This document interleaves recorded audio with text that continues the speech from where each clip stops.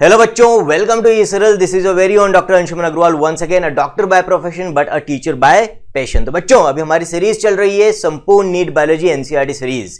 क्या कर रहे हैं इसमें हम पूरी एनसीईआरटी बायोलॉजी को कवर कर रहे हैं बच्चों, लाइन बाय लाइन कंसेप्चुअली समझते हुए। एंड नॉट ओनली दिस, कुछ चीजें हम एनसीईआरटी के बाहर से भी कवर करते हुए चल रहे हैं, जहां से क्वेश्चंस आने के चांसेस काफी ज्यादा होते हैं बच्चों।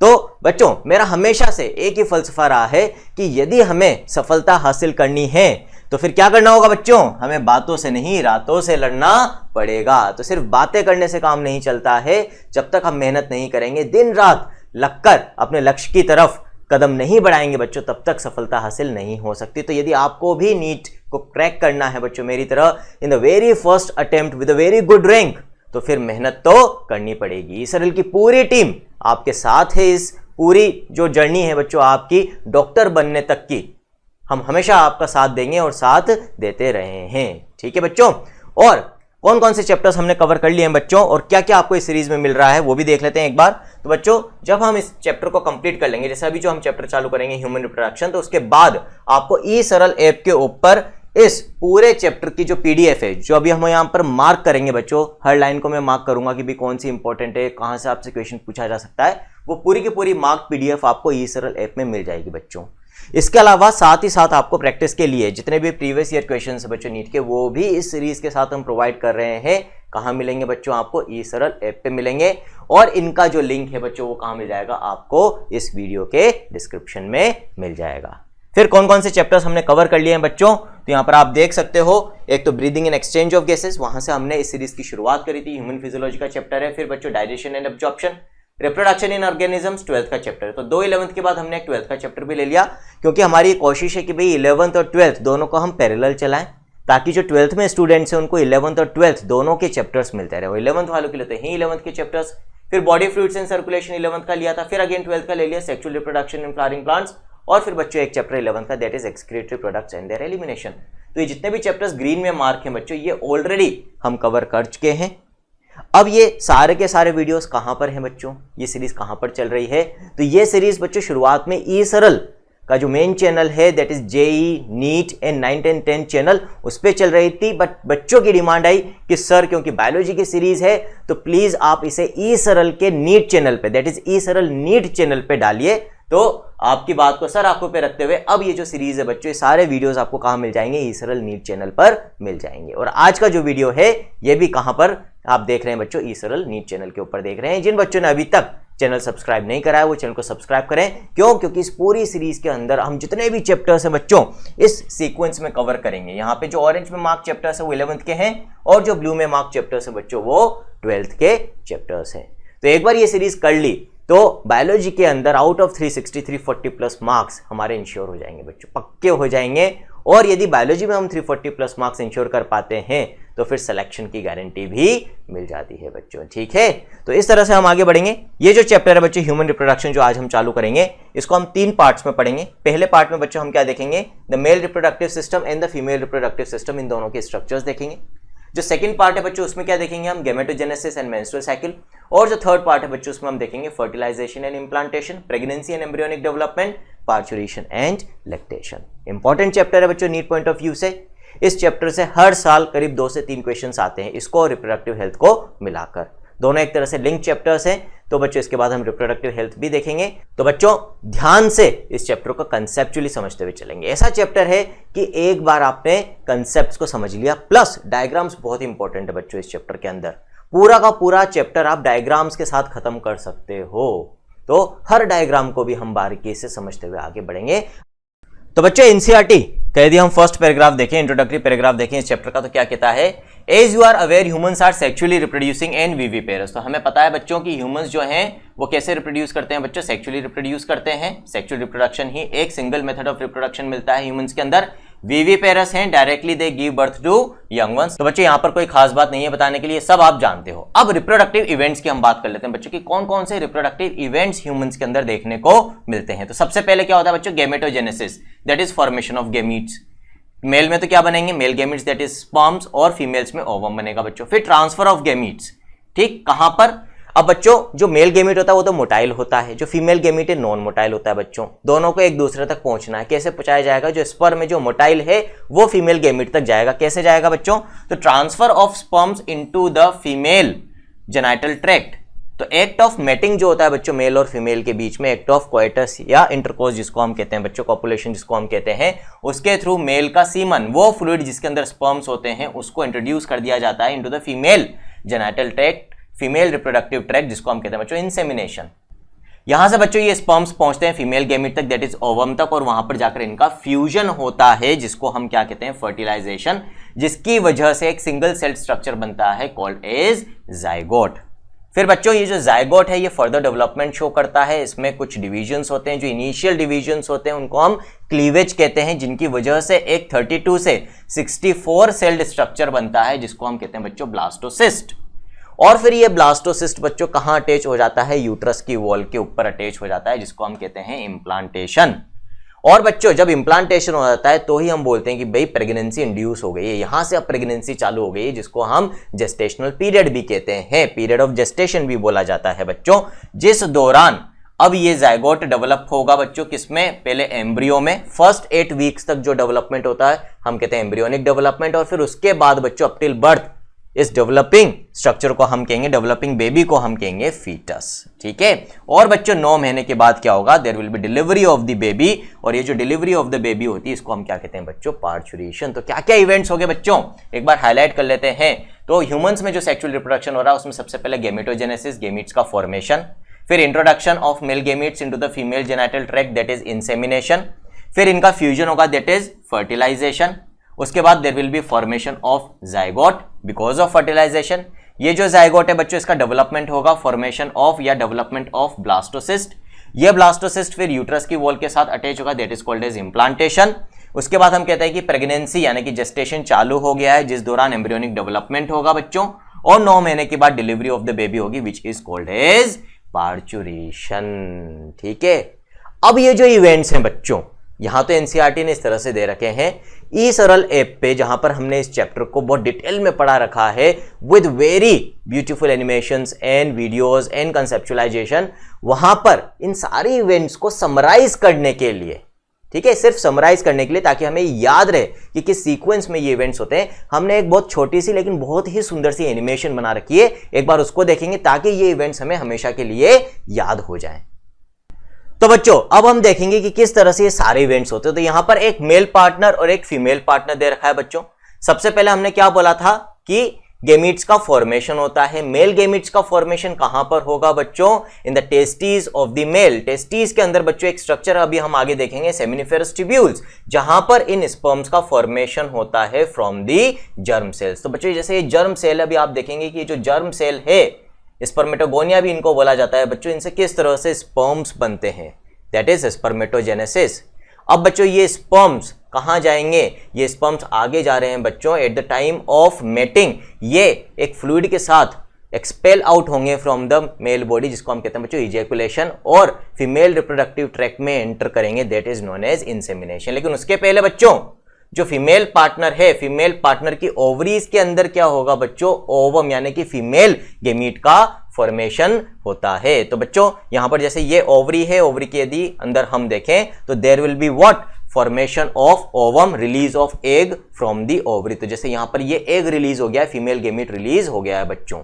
स्पर्म्स कहां तक पहुंचेंगे आफ्टर इंसेमिनेशन बच्चों? इंसेमिनेशन के बाद स्पर्म्स पहुंचेंगे फीमेल गेमीट तक, ताकि क्या हो बच्चों? इनका फ्यूजन हो। पहुंचते तो बहुत सारे स्पर्म्स हैं, लेकिन सिर्फ एक ही स्पर्म का फ्यूजन हो पाता है बच्चों विद द फीमेल गेमीट, जिसकी वजह से एक सिंगल सेल स्ट्रक्चर बनता है which is called as zygote. तो बच्चों यहां पर आप देख सकते हैं कि किस तरह से fusion of male and female gamete हो रहा है। इन सारे इवेंट्स की डिटेल तो इस चैप्टर में हमें देखनी है, अभी तो सिर्फ हम समराइज कर रहे हैं बच्चों। अब क्या हुआ? ये एक सिंगल सेल जाइगोट बन गया। फिर हमने क्या बोला कि ये एक 32 से 64 सेल स्ट्रक्चर में डेवलप होता है which is called as what? Blastocyst. तो बच्चों यहां पर आप देखेंगे कि आफ्टर फर्टिलाइजेशन 2 काम हो रहे हैं। एक तो ये यूट्रस की तरफ जा रहा है, दूसरा इसमें कुछ डिविजन्स भी हो रहे हैं, जिनको अभी मैंने क्या बोला था बच्चों? क्लीवेज। जैसे 1 से 2 सेल्स बन गई अभी इस जाइगोट के अंदर बच्चों। जैसे जैसे ये आगे बढ़ेगा और डिविजन्स होते जाएंगे, ठीक है। अब मल्टीपल सेल्स बन गई है यहां पर बच्चों। और जब तक ये यूट्रस में पहुंचेगा ना बच्चों, वहां तक पहुंचते पहुंचते इसके अंदर 32 से 64 सेल्स हो जाएगी और इसको हम क्या बोलते हैं बच्चों, ब्लास्टोसिस्ट बोलते हैं। फिर जब ये ब्लास्टोसिस्ट यहां पर बन गया बच्चों, ये ब्लास्टोसिस्ट है, इसको हम ब्लास्टुला भी कहते हैं। ये ब्लास्टुला या ब्लास्टोसिस्ट अब क्या करेगा बच्चों, ये ब्लास्टुला या ब्लास्टोसिस्ट किसके साथ अटैच हो जाएगा, with the wall of the uterus, जिसको बच्चों हम क्या बोलते हैं, हम बोलते हैं इम्प्लांटेशन। और फिर बच्चों एम्ब्रियो का डेवलपमेंट होगा, पहले 8 वीक तक एम्ब्रियोनिक डेवलपमेंट बोलते हैं, फिर फीटल डेवलपमेंट बोलते हैं। 9 महीने में ये बेबी डेवलप हो जाएगा ड्यूरिंग द प्रेगनेंसी पीरियड और जेस्टेशनल पीरियड। और फिर अल्टीमेटली क्या होगा बच्चों, खुशखबरी आएगी, ठीक है, there will be delivery, birth of the baby, ठीक है। कैसे होगा, यूट्रस से बाहर आएगा through the cervix and vagina of the female reproductive tract बच्चों। तो जैसे यहां पर जब ये बेबी पूरी तरह से डेवलप हो गया है बच्चों अभी, तो अब ये फीमेल रिप्रोडक्टिव ट्रैक्ट से बाहर आता है, जिसको हम कहते हैं डिलीवरी ऑफ द बेबी और पार्च्यूरेशन, ठीक है बच्चों। तो इस तरह से देखा, जब हम किसी चीज को विजुअलाइज कर लेते हैं तो वो कितनी इंटरेस्टिंग भी हो जाती है, समझ में भी आती है और याद भी हो जाती है बच्चों। इसीलिए बच्चों ई सरल ने एक रिवॉल्यूशन लाया है in the method of teaching, in the method of studying, in the method of preparation of competitive exams. अब वो टाइम गया कि जब हम रट के पढ़ते हैं, ठीक है। ई सरल की ऐप पे यदि आप जाकर लेक्चर्स को देखेंगे तो वहां पर आप पाएंगे कि जो रटंत विद्या वाला पार्ट है वो सब अब हट चुका है। अब सिर्फ क्या चलती है बच्चों, कंसेप्चुअल एंड विजुअलाइजेशन वाली स्टडी चलती है। अब फिर से एनसीईआरटी पे आ जाते हैं बच्चों, विजुअलाइजेशन की दुनिया से निकल के फिर से किताब वाली दुनिया पे आ जाते हैं। मन तो नहीं कर रहा होगा क्योंकि विजुअलाइजेशन की दुनिया ही ऐसी होती है बच्चों। तो वो दुनिया देखनी है तो उसके लिए तो आपको ऐप पे जाना पड़ेगा, थोड़ी सी मेहनत करनी पड़ेगी। लेकिन फिलहाल के लिए हम वापस हमारी एनसीईआरटी पे आ जाते हैं क्योंकि इसको भी कवर करना जरूरी है, ठीक है। मैक्सिमम क्वेश्चंस एनसीईआरटी की लाइनों से आते हैं। दोनों चीजें बहुत जरूरी है बच्चों, समझना भी जरूरी है और एनसीईआरटी को याद करना भी जरूरी है। तो अभी एनसीईआरटी वाला पार्ट देख लेते हैं हमने सारी इवेंट्स की बात कर ली बच्चों। नाउ एनसीईआरटी क्या कहती है, एनसीईआरटी कहती है कि you have learned that these reproductive events occur after puberty. तो बच्चों जो सेक्सुअल मैच्योरिटी होती है वो कब आती है बच्चों, प्यूबर्टी पे आती है। प्यूबर्टी किस समय आती है बच्चों, प्यूबर्टल पीरियड कौन सा होता है, मेल्स और फीमेल्स दोनों में यदि हम बात करें तो करीब करीब 12 से 16 साल के बीच का जो समय होता है बच्चों, बॉयज में और गर्ल्स में, इसको प्यूबर्टल पीरियड कहते हैं, जहां पर सेकेंडरी सेक्सुअल कैरेक्टर्स का डेवलपमेंट होता है, रिप्रोडक्टिव ऑर्गन्स का मैच्योरेशन होता है और दोनों काउंटर पार्ट्स कैपेबल होते हैं for the act of reproduction, ठीक है बच्चों। तो एनसीईआरटी ने भी ये बोला है कि प्यूबर्टी के वक्त सेक्सुअल मैच्योरिटी होती है और ये रिप्रोडक्टिव इवेंट्स फिर उसके बाद हो सकते हैं। लेकिन मेल और फीमेल में जो ये इवेंट्स होते हैं इनमें remarkable differences are there between the reproductive events in the male and in the female. For example इन्होंने बताया कि जैसे मेल में जो मेल गेमीट्स का फॉर्मेशन है, स्पर्म्स का फॉर्मेशन है, वो पूरी लाइफ चलता है, जबकि फीमेल्स के अंदर जो एग यानी कि ओवम का फॉर्मेशन है, फीमेल गेमीट का फॉर्मेशन है, वो करीब करीब 50 साल की एज तक आते आते बंद हो जाता है बच्चों, जिसको हम कहते हैं मीनोपॉज, ठीक है। तो इस तरह से इस चैप्टर में हम रिप्रोडक्शन से जुड़े हुए बहुत सारे एस्पेक्ट्स देखेंगे बच्चों। सबसे पहले हम बात करेंगे मेल रिप्रोडक्टिव सिस्टम की और आज के ही लेक्चर में बच्चों हम देखेंगे फीमेल रिप्रोडक्टिव सिस्टम, ठीक है। 3 पार्ट्स में इस चैप्टर को हम कर रहे हैं, बड़ा चैप्टर है बच्चों, इंपॉर्टेंट भी है, ठीक। क्या कहती है एनसीईआरटी मेल रिप्रोडक्टिव सिस्टम के अंदर, the male reproductive system is located in the pelvis region. कहां लोकेटेड होता है बच्चों, जहां पर हम बेल्ट बांधते हैं बच्चों, इस एरिया को हम पेल्विस रीजन कहते हैं और इस पेल्विस रीजन में ही पूरा का पूरा मेल रिप्रोडक्टिव सिस्टम लोकेटेड होता है। क्या क्या स्ट्रक्चर्स होते हैं बच्चों इसके अंदर, तो यदि हम बॉडी के बाहर देखें तो बच्चों क्या प्रेजेंट है, स्क्रोटम प्रेजेंट होता है, bag like structure below the abdomen. तो हमारा जो एब्डोमेन है इसके नीचे की तरफ एक बैग लाइक स्ट्रक्चर होता है मेल्स में, जिसके अंदर 1 पेयर ऑफ स्ट्रक्चर्स होते हैं बच्चों, जिनको हम कहते हैं टेस्टिस, ठीक है। इनके अंदर ही स्पर्म्स का फॉर्मेशन होता है। इसके अलावा ये जो स्पर्म्स का फॉर्मेशन है बच्चों और transfer into the female counter part है, उसमें मदद करने के लिए और भी कई स्ट्रक्चर्स की जरूरत पड़ती है, जिनको हम कहते हैं एसेसरी डक्ट्स। एसेसरी का मतलब ही एक तरह से क्या होता है कि एक्स्ट्रा जो असिस्टिंग रोल करती है, हेल्पिंग रोल करती है, नॉट द प्राइमरी रोल बच्चों। तो प्राइमरी रोल तो क्या है, गेमीट का फॉर्मेशन, तो प्राइमरी सेक्स ऑर्गन्स कहलाती है बच्चों टेस्टिस, और बाकी सारे स्ट्रक्चर्स जो इन गेमीट्स के मैच्योरेशन में और ट्रांसपोर्ट में मदद करते हैं बच्चों, उनको क्या कहते हैं हम, सेकेंडरी सेक्स ऑर्गन्स कहते हैं, जिसमें कुछ एसेसरी डक्ट्स आती है, कुछ ग्लैंड्स आती है बच्चों। इसके अलावा एक्सटर्नल जेनिटल स्ट्रक्चर्स जैसे कि पेनिस बच्चों, जिसकी मदद से कॉपुलेशन होता है बिटवीन मेल एंड फीमेल, वो भी मेल रिप्रोडक्टिव सिस्टम के अंदर हम पढ़ेंगे। तो बच्चों एक तरह से हम इंटरनल जेनिटल स्ट्रक्चर्स और एक्सटर्नल जेनिटल स्ट्रक्चर 2 पार्ट में डिवाइड करके इनको पढ़ सकते हैं। देखते हैं आगे एनसीईआरटी क्या बोल रही है। अब सबसे पहले टेस्टिस की बात करिए बच्चों, तो टेस्टिस क्या बोला मैंने, testis are primary sex organs, बाकी सब क्या है बच्चों, secondary sex organs. Primary sex organs क्या होती है, कैसे डिफाइन करेंगे हम प्राइमरी सेक्स ऑर्गन्स को, लिख लेते हैं बच्चों एक बार, क्योंकि पूछा जा सकता है आपसे। तो primary sex organs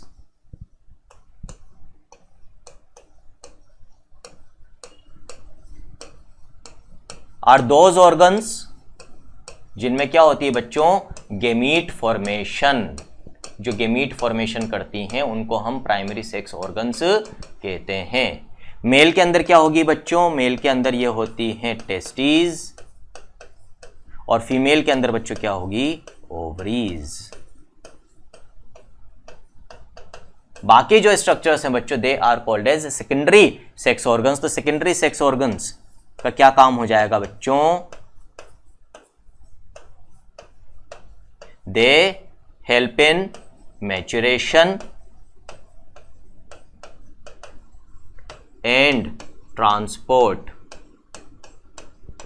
and fusion of gametes. तो इन गेमीट्स को एक दूसरे तक पहुंचने में और फिर फ्यूज होने में मदद जितने भी स्ट्रक्चर्स करेंगे मेल और फीमेल में, वो मेल और फीमेल के सेकेंडरी सेक्स ऑर्गन्स कहलाते हैं बच्चों। ठीक है, टेस्टिस की बात करते हैं। The testes are situated outside the abdominal cavity within a pouch or bag called scrotum। तो मैंने अभी आपको बता दिया बच्चों, यहां पर आप देख सकते हो, डायग्राम दे रखा है एनसीईआरटी ने आपको, कि ये एब्डोमिनल कैविटी है बच्चों। इस एब्डोमिनल कैविटी के नीचे की तरफ और बाहर की तरफ एक बैग लाइक स्ट्रक्चर है। इस बैग लाइक स्ट्रक्चर के अंदर ये जो स्ट्रक्चर है बच्चों, this is what, a single testis. इस तरह से दो टेस्टिस किसके अंदर प्रेजेंट होती है बच्चों, एक बैग लाइक स्ट्रक्चर के अंदर, जिसको हम क्या कहते हैं, स्क्रोटम। क्या है इसके अंदर, टेस्टिस है, प्राइमरी सेक्स ऑर्गन्स जिनमें स्पर्म्स का फॉर्मेशन होता है। क्यों है ये बाहर बॉडी के बच्चों, ऐसा क्यों नहीं है कि ये एब्डोमिनल कैविटी के अंदर ही है, तो इसका रीजन भी एनसीईआरटी ने दे रखा है। The scrotum helps in maintaining the low temperature of the testes, that is 2 to 2.5 degree Celsius lower than the normal internal body temperature। ऐसा इसलिए है बच्चों, अभी हम देखेंगे कि ये जो टेस्टिस है बच्चों, इन टेस्टिस का फॉर्मेशन कहां होता है, इन टेस्टिस का फॉर्मेशन एब्डोमिनल कैविटी में होता है, तो फिर वहीं पर स्पर्म फॉर्मेशन भी हो जाता है। यहां बाहर स्क्रोटम में आने की जरूरत क्या थी भाई, तो जरूरत थी, क्यों थी जरूरत, इनका काम क्या है, टेस्टिस का primary work is what, formation of male gamete sperms, जिसको हम स्पर्मेटोजेनेसिस भी कहते हैं बच्चों।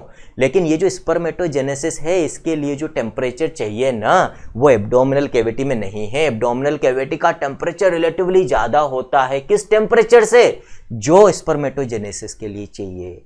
स्पर्मेटोजेनेसिस के लिए कैसा टेम्परेचर चाहिए, जो हमारा body temperature, internal body temperature, उससे करीब 2 से 2.5 डिग्री सेल्सियस कम। और इसीलिए ये टेस्टिस डेवलप तो एब्डोमिनल कैविटी में होती है, लेकिन बच्चों जब मेल बेबी का बर्थ होने वाला होता है, जस्ट उस वक्त ये किस में आ जाती है बच्चों, ये इस बैग लाइक स्ट्रक्चर में आ जाती है, जिसको हम क्या कहते हैं, स्क्रोटम, जो एब्डोमिनल कैविटी के बाहर है, जिसके अंदर टेम्परेचर 2 से 2.5 डिग्री सेल्सियस कम है। तो it is required for the formation of sperms. ठीक है, it is necessary for what, spermatogenesis. तो बच्चों ये वाली लाइन जो है बहुत इंपॉर्टेंट है, क्वेश्चन इस पे से आता है, स्टार मार्क कर लेंगे इसको। ठीक है, फिर in adults each testis is oval in shape. कैसी होती है टेस्टिस, हर टेस्टिस, 2 टेस्टिस है बच्चों, तो हर टेस्टिस जो है ओवल शेप की है। डायमेंशंस क्या है, लेंथ की यदि हम बात करें तो 4 से 5 सेंटीमीटर होती है, विड्थ की यदि हम बात करें बच्चों तो 2 से 3 सेंटीमीटर होती है। ठीक है, तो 5 बाय 3 सेंटीमीटर आप चाहें तो याद रख सकते हैं, बहुत ज्यादा क्लोज ऑप्शंस नहीं आएंगे बच्चों। ठीक है, उसके बाद फिर आगे बात करते हैं हम, the testis is covered by dense covering. अब यहां पर एनसीईआरटी ने थोड़ा सा फुर्ती दिखा दी है। मैं हमेशा बोलता हूं कि एनसीईआरटी एक नई नवेली दुल्हन की तरह है, जो बताना तो बहुत कुछ चाहती है लेकिन शर्म के कारण बता नहीं पाती है। लेकिन कोई बात नहीं, जो भी ये बताना चाहती है, इसकी भावनाओं को समझते हुए हम आगे बढ़ेंगे बच्चों। तो यहां पर क्या बोला है अब भाई साहब ने, कि भाई टेस्टिस जो है ये एक डेंस कवरिंग से कवर्ड होती है, लेकिन एक नहीं बच्चों, एक्चुअली ये 3 कवरिंग से कवर्ड होती है, जिनके बारे में पूछा भी जाता है, तो जानना जरूरी है। और एक और चीज जो यहां पर अभी मिस हो रही है, कि इन टेस्टिस का डेवलपमेंट जो है वो एब्डोमिनल कैविटी में होता है, वो मैंने आपको बता दिया है। At the time of birth ये किस में आ जाती है, स्क्रोटम में आ जाती है, वो भी मैंने आपको बता दिया है बच्चों। लेकिन कई बार ये स्क्रोटम में आ नहीं पाती। जब बच्चे का बर्थ होता है और उसके स्क्रोटम को चेक किया जाए तो पता चलता है कि भाई उसमें तो टेस्टिस है ही नहीं, तो फिर कहां गई, तो वो कहीं रास्ते में रह जाती है। ठीक है, वो पहुंच ही नहीं पाती एब्डोमिनल कैविटी से स्क्रोटम में। आती कैसे है एब्डोमिनल कैविटी से स्क्रोटम में बच्चों? तो जहां पर हम बेल्ट बांधते हैं ना बच्चों, दोनों तरफ यहां पर एक टनल लाइक स्ट्रक्चर होता है जिसको हम कहते हैं inguinal canal, INGUINAL, inguinal canal. एक राइट में होती है टनल, एक होती है लेफ्ट में। जो टेस्टिस एब्डोमिनल कैविटी में डेवलप होती है इस टनल से होती हुई स्क्रोटम में आती है। मतलब ये जो स्क्रोटम है बच्चों, ये हमारी एब्डोमिनल कैविटी के साथ कम्युनिकेट करता है थ्रू दिस टनल। लेकिन कई बार ये जो डिसेंड ऑफ द टेस्टिस है, मतलब transport of the testis from abdomen to scrotum है, वो पूरा नहीं हो पाता, रास्ते में ही कहीं टेस्टिस अटक जाती है। इस कंडीशन को हम क्या कहते हैं बच्चों? टेस्टिस है तो सही, लेकिन कहां छिपी रह गई? कहीं रास्ते में एब्डोमिनल कैविटी में ही छिपी हुई रह गई है, स्क्रोटम में नहीं दिख रही है। तो बच्चों जब भी हम हिडन टर्म यूज करते हैं बायोलॉजी में तो उसके लिए क्या वर्ड यूज होता है? क्रिप्टो। और बच्चों टेस्टिस के लिए टर्म यूज होता है ऑर्चिड या ऑर्किड भी बोलते हैं। तो ये कंडीशन क्या कहलाएगी? जहां पर टेस्टिस डिसेंड नहीं हो पाई स्क्रोटम के अंदर, क्रिप्टोर्किडिज्म। क्या कहलाती है बच्चों ये कंडीशन? क्रिप्टोर्किडिज्म। लिख लेते हैं इसको अभी अपन एक बार, ताकि किसी तरह का कोई कंफ्यूजन ना रहे। स्पेलिंग थोड़ी क्योंकि मुश्किल है। क्रिप्टोर्किडिज्म, ठीक है। This is what? Failure of descent of testis, ठीक। और फिर बच्चों इस कंडीशन को सही करने के लिए एक सर्जरी की जाती है जिसको हम क्या कहते हैं? ऑर्किपेक्सी। ऑर्कियोपेक्सी भी बोला जाता है, ऑर्कियोपेक्सी भी बोला जाता है बच्चों। ओ लगा भी सकते हो, कई जगह पर वो नहीं लगा होता है। ऑर्कियोपेक्सी इसको बोला जाता है बच्चों। Surgery to correct क्रिप्टोर्किडिज्म।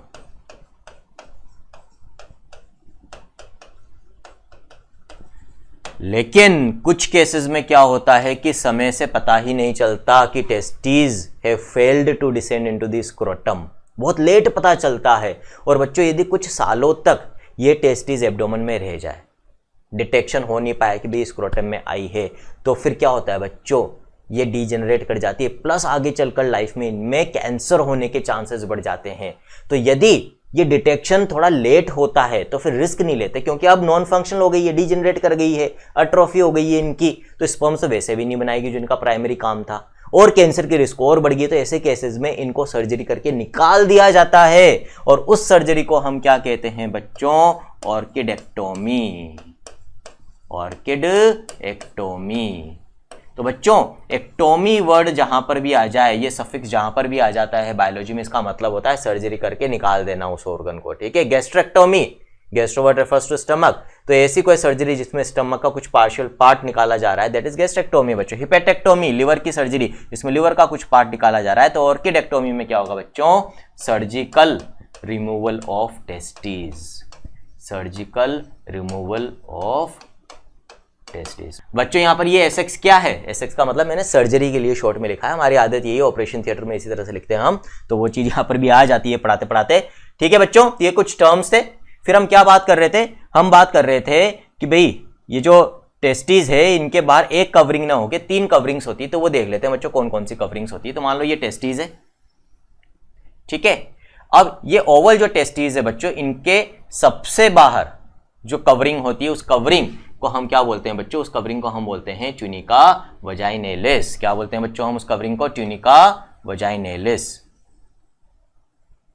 कैसी होती है बच्चों ये ट्यूनिका वजाइनेलिस? ये जो ट्यूनिका वजाइनेलिस होती है ये डबल लेयर्ड कवरिंग होती है। कैसी होती है? डबल लेयर्ड कवरिंग होती है बच्चों। ये एंटीरियर यानी कि वेंट्रल एस्पेक्ट भी आप बोल सकते हो बच्चों, और ये टेस्टिस का पीछे वाला एस्पेक्ट जिसको हम पोस्टीरियर या डोर्सल एस्पेक्ट भी बोल सकते हैं बच्चों। तो यहां से आपको समझ में आ रहा होगा ये जो ट्यूनिका वजाइनेलिस होती है, ये ट्यूनिका वजाइनेलिस, ट्यूनिका यानी कवरिंग, तो ये ट्यूनिका वजाइनैलिस जो है बच्चों एंटीरियर पार्ट पे तो प्रेजेंट है लेकिन पीछे वाले पार्ट पे प्रेजेंट नहीं है। क्यों प्रेजेंट नहीं है बच्चों? क्योंकि अभी हम आगे टेस्टिस के स्ट्रक्चर में देखेंगे कि पीछे वाले पार्ट से एक स्ट्रक्चर निकलता है जिसको हम क्या कहते हैं बच्चों? जिसको हम कहते हैं एपिडिडाइमिस। क्या बोलते हैं बच्चों? This is what? Epididymis. Plus बच्चों इस टेस्टिस को ब्लड सप्लाई करने के लिए भी तो ब्लड वेसल्स का यहाँ तक आना जरूरी है, इसके अंदर एंटर करना जरूरी है। तो जो ब्लड वेसल्स होती है बच्चों, वो ब्लड वेसल्स भी इसी वाले पार्ट से इस टेस्टिस के अंदर एंटर करती है बच्चों। वेन्स भी इसी वाले पार्ट से बाहर ब्लड को लेकर जाएगी, नर्व्स भी यहीं से एंटर करेगी। तो इन सबकी एंटर के लिए भी जगह प्रोवाइड करने के लिए ये जो ट्यूनिका वजाइनैलिस होती है ये एक कंप्लीट कवरिंग नहीं होती है बच्चों। कहाँ पे डेफिशिएंट होती है? इनकम्प्लीट होती है ऑन द पोस्टीरियर सरफेस। फिर बच्चों इसके अंदर की तरफ जो नेक्स्ट कवरिंग होती है, सेकंड कवरिंग जो होती है बच्चों, उस कवरिंग को हम क्या बोलते हैं? उसको हम कहते हैं ट्यूनिका एल्बुजिनिया। क्या बोलते हैं बच्चों? ट्यूनिका एल्बुजिनिया, जिसको मैं येलो कलर से बना रहा हूं। ये पूरी टेस्टिस को कवर करती है, प्लस ये टेस्टिस को बच्चों दो कंपार्टमेंट्स में भी डिवाइड कर देती है। जिस वॉल के थ्रू ये टेस्टिस को कंपार्टमेंट में डिवाइड करती है बच्चों, उस वॉल को हम क्या बोलते हैं? उस वॉल को हम बोलते हैं बच्चों मीडियास्टाइनल टेस्टिस।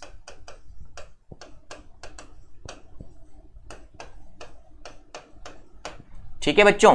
और इसके आगे वाला जो कंपार्टमेंट होता है उसको फर्दर ये छोटे छोटे कंपार्टमेंट्स में, चेंबर्स में डिवाइड कर देती है बच्चों। ये छोटे छोटे कंपार्टमेंट्स क्या कहलाते हैं? छोटे छोटे कंपार्टमेंट्स कहलाते हैं टेस्टिकुलर लोब्यूल्स।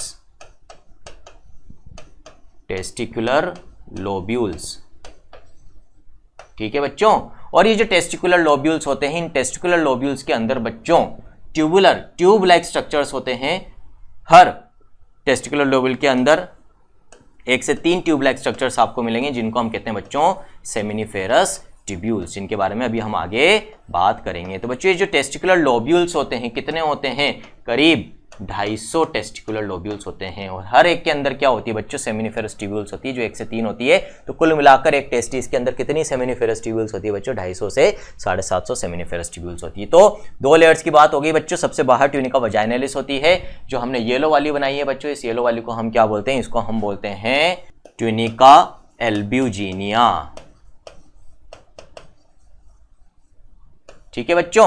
ये जो दोनों है बाहर की, ट्यूनिका वजाइनैलिस और ट्यूनिका एल्ब्यूजिनिया, ये व्हाइट फाइब्रस कनेक्टिव टिश्यू की बनी हुई होती है। फिर बच्चों सबसे अंदर एक और लेयर होती है, यहां पर अभी बात खत्म नहीं हुई है। ठीक है। तो ये जो सबसे अंदर लेयर होती है ना बच्चों, इसको अपन एक अलग कलर से बना लेते हैं रिप्रेजेंट करने के लिए, पर्पल कलर ले लेते हैं भाई। तो ये जो सबसे अंदर की लेयर होती है ये वास्कुलर लेयर होती है। ब्लड कैपिलरीज प्रेजेंट होती है इसके अंदर, और ये ब्लड सप्लाई प्रोवाइड करती है बच्चों पूरी टेस्टिस को। ठीक है। तो ये लेयर क्योंकि वास्कुलर है, ब्लड सप्लाई प्रोवाइड कर रही है, तो इस लेयर को बच्चों हम क्या बोलते हैं? इस लेयर को हम बोलते हैं ट्यूनिका वास्क्यूलोसा। क्या बोलते हैं बच्चों? ट्यूनिका वास्क्यूलोसा।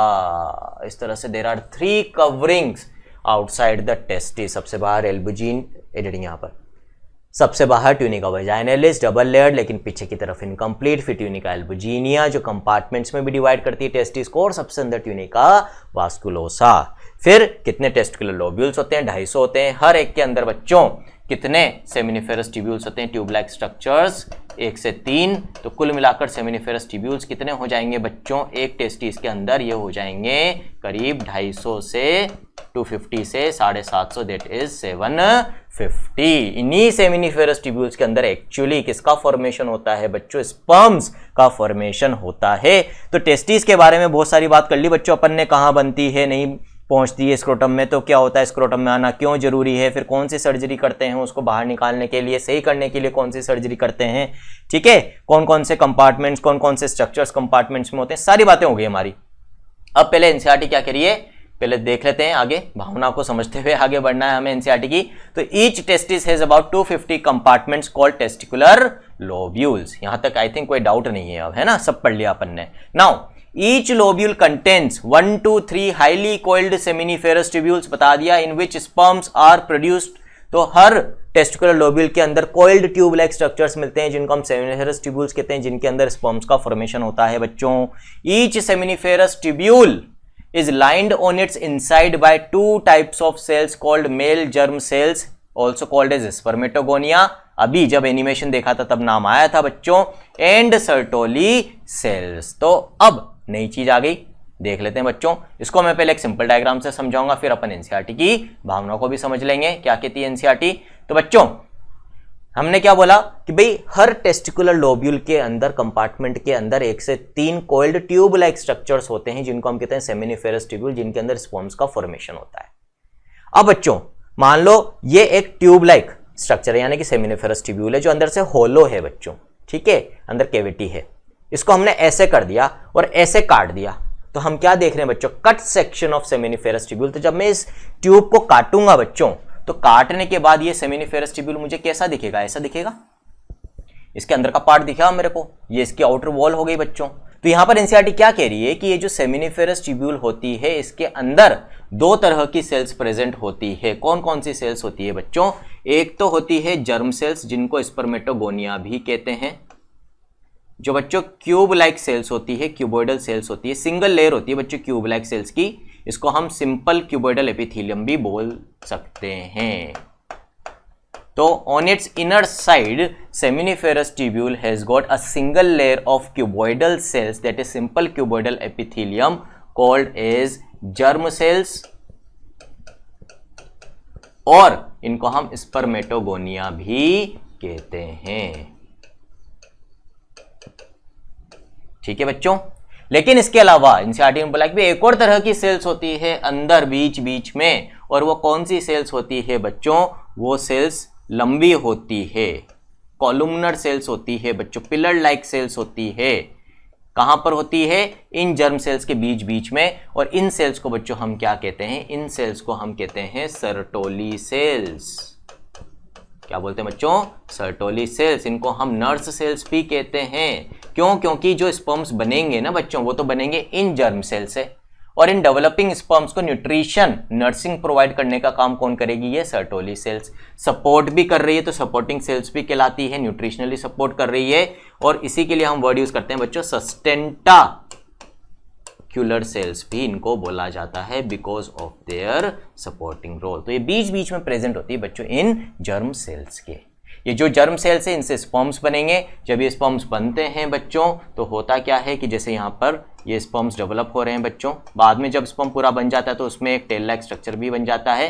तो ये जो स्पर्म्स हैं ये अपना न्यूट्रिशन कैसे लेते हैं बच्चों, ये जो स्पर्म्स होते हैं इनका हेड इन सर्टोली सेल्स के अंदर एम्बेड हो जाता है और वहां से अपना न्यूट्रिशन लेके मैच्योर होते हैं बच्चों। ठीक है, तो इस तरह से जो सर्टोली सेल्स है इन स्पर्म्स के मैच्योरेशन में मदद करती है। आगे हम देखेंगे कि किस तरह से स्पर्मेटोजेनेसिस होता है, वहां पे स्टेजेस देखेंगे कि जर्म सेल से स्पर्म्स के बीच में कौन कौन सी स्टेजेस का फॉर्मेशन होता है। अभी हम सर्टोली सेल्स के और फंक्शंस के बारे में भी बात करेंगे, पहले देख लेते हैं कि भाई एनसीईआरटी आगे क्या बोल रही है।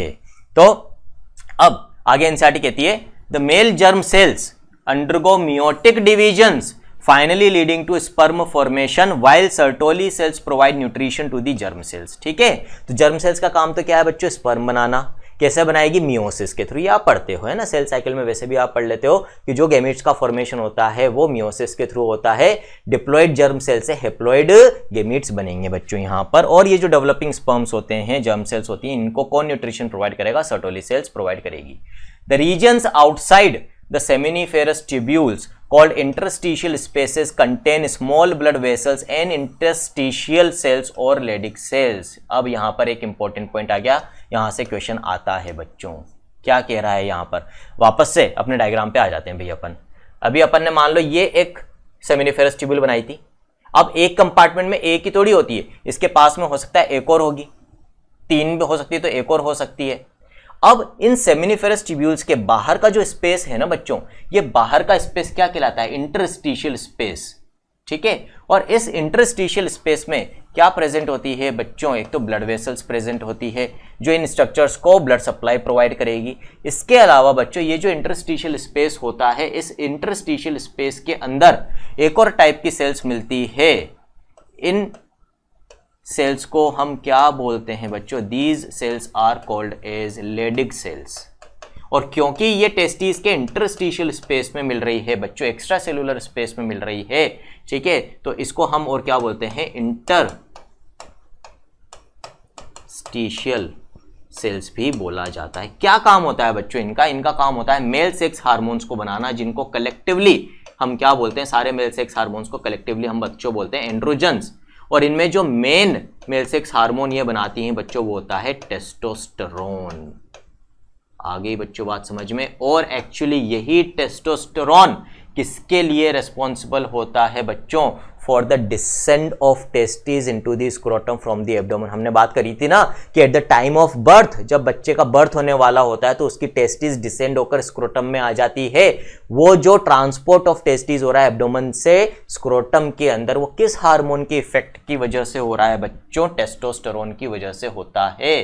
तो they are responsible for descend of testis. इसके अलावा बच्चों जो मेल के सेकेंडरी सेक्सुअल कैरेक्टर्स होते हैं उनके डेवलपमेंट के लिए भी मेल सेक्स हार्मोन यानी कि इस टेस्टोस्टेरोन की जरूरत होती है, जो कहां से रिलीज होता है बच्चों? इस लेडिक सेल से रिलीज होता है।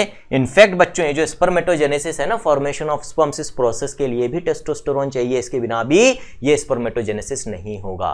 तो स्पर्मेटोजेनेसिस के लिए भी चाहिए होता है, डिसेंड ऑफ टेस्टिस के लिए भी चाहिए होता है, मेल सेकेंडरी सेक्सुअल कैरेक्टर्स के डेवलपमेंट के लिए भी चाहिए होता है। टेस्टोस्टेरोन बहुत इंपॉर्टेंट हार्मोन है, इसकी कमी हो तो इनफर्टिलिटी हो जाएगी बच्चों। ठीक है, वापस से एनसीईआरटी पे आ जाते हैं। Leydig cells synthesise and secrete testicular hormones called androgens. Collectively तो इनको एंड्रोजन्स कहते हैं। इनमें से सबसे इंपॉर्टेंट कौन सा है बच्चों? टेस्टोस्टेरोन है। इसके अलावा बच्चों टेस्टिस के अंदर immunologically competent cells are also present. ठीक, तो इतनी बात एनसीईआरटी ने यहां तक कर दी है बच्चों। इम्यूनोलॉजिकली कंपिटेंट सेल्स का मतलब क्या होता है बच्चों? ऐसी सेल्स जो इम्यून रिएक्शन शो कर सकती है, वो भी इसके कनेक्टिव टिश्यू में, इंटरस्टिशियल स्पेस में आपको मिल जाएगी। तो ये तो बात हो गई बच्चों हमारे प्राइमरी सेक्स ऑर्गन की, मेल्स के प्राइमरी सेक्स ऑर्गन की, दैट इज टेस्टिस। अब मैंने क्या बोला था बच्चों, इनका काम तो स्पर्म्स को बनाना है, लेकिन इन स्पर्म्स के मैच्योरेशन के लिए, ट्रांसपोर्ट के लिए, इनको कहां तक पहुंचाने के लिए फीमेल गैमेट तक कुछ और स्ट्रक्चर्स मदद करते हैं, वो सब कहलाते हैं सेकेंडरी सेक्स ऑर्गन्स। तो उनके बारे में अब हम बात करेंगे बच्चों। तो the male sex accessory ducts include rete testis, Vasa इफ्रेंशिया, epididymis and vas deferens. ठीक, क्या होते हैं देख लेते हैं बच्चों। इसके लिए एनसीईआरटी का डायग्राम हम यूज कर लेंगे। पहले जो अभी अपन ने डायग्राम बनाया था वहां से मैं समझाऊंगा और फिर इस डायग्राम पे हम स्विच करेंगे बच्चों, तो समझना आसान हो जाएगा। तो अभी हमने बच्चों टेस्टिस का ये डायग्राम बनाया था। इसमें क्या हो रहा है बच्चों, ये टेस्टिकुलर लोब्यूल्स है। इन टेस्टिकुलर लोब्यूल्स के अंदर सेमिनिफेरस ट्यूब्यूल्स है, ट्यूब लाइक स्ट्रक्चर्स, इनके अंदर स्पर्म्स का फॉर्मेशन होता है बच्चों। फिर क्या होता है कि ये जो सेमिनिफेरस ट्यूब्यूल्स है, ये सारी की सारी सेमिनिफेरस ट्यूब्यूल्स बच्चों कंबाइन होकर ये जो पीछे वाला चेंबर है ना मीडियास्टाइनल टेस्टिस के, इस चेंबर में आ जाएगी।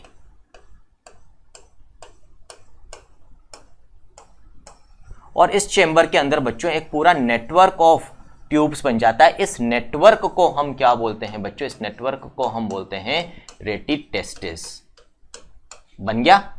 तो जब स्पर्म्स बन जाएंगे तो वो स्पर्म्स इन सेमिनिफेरस ट्यूब्यूल से रेटिटेस्टिस के अंदर आ जाएंगे।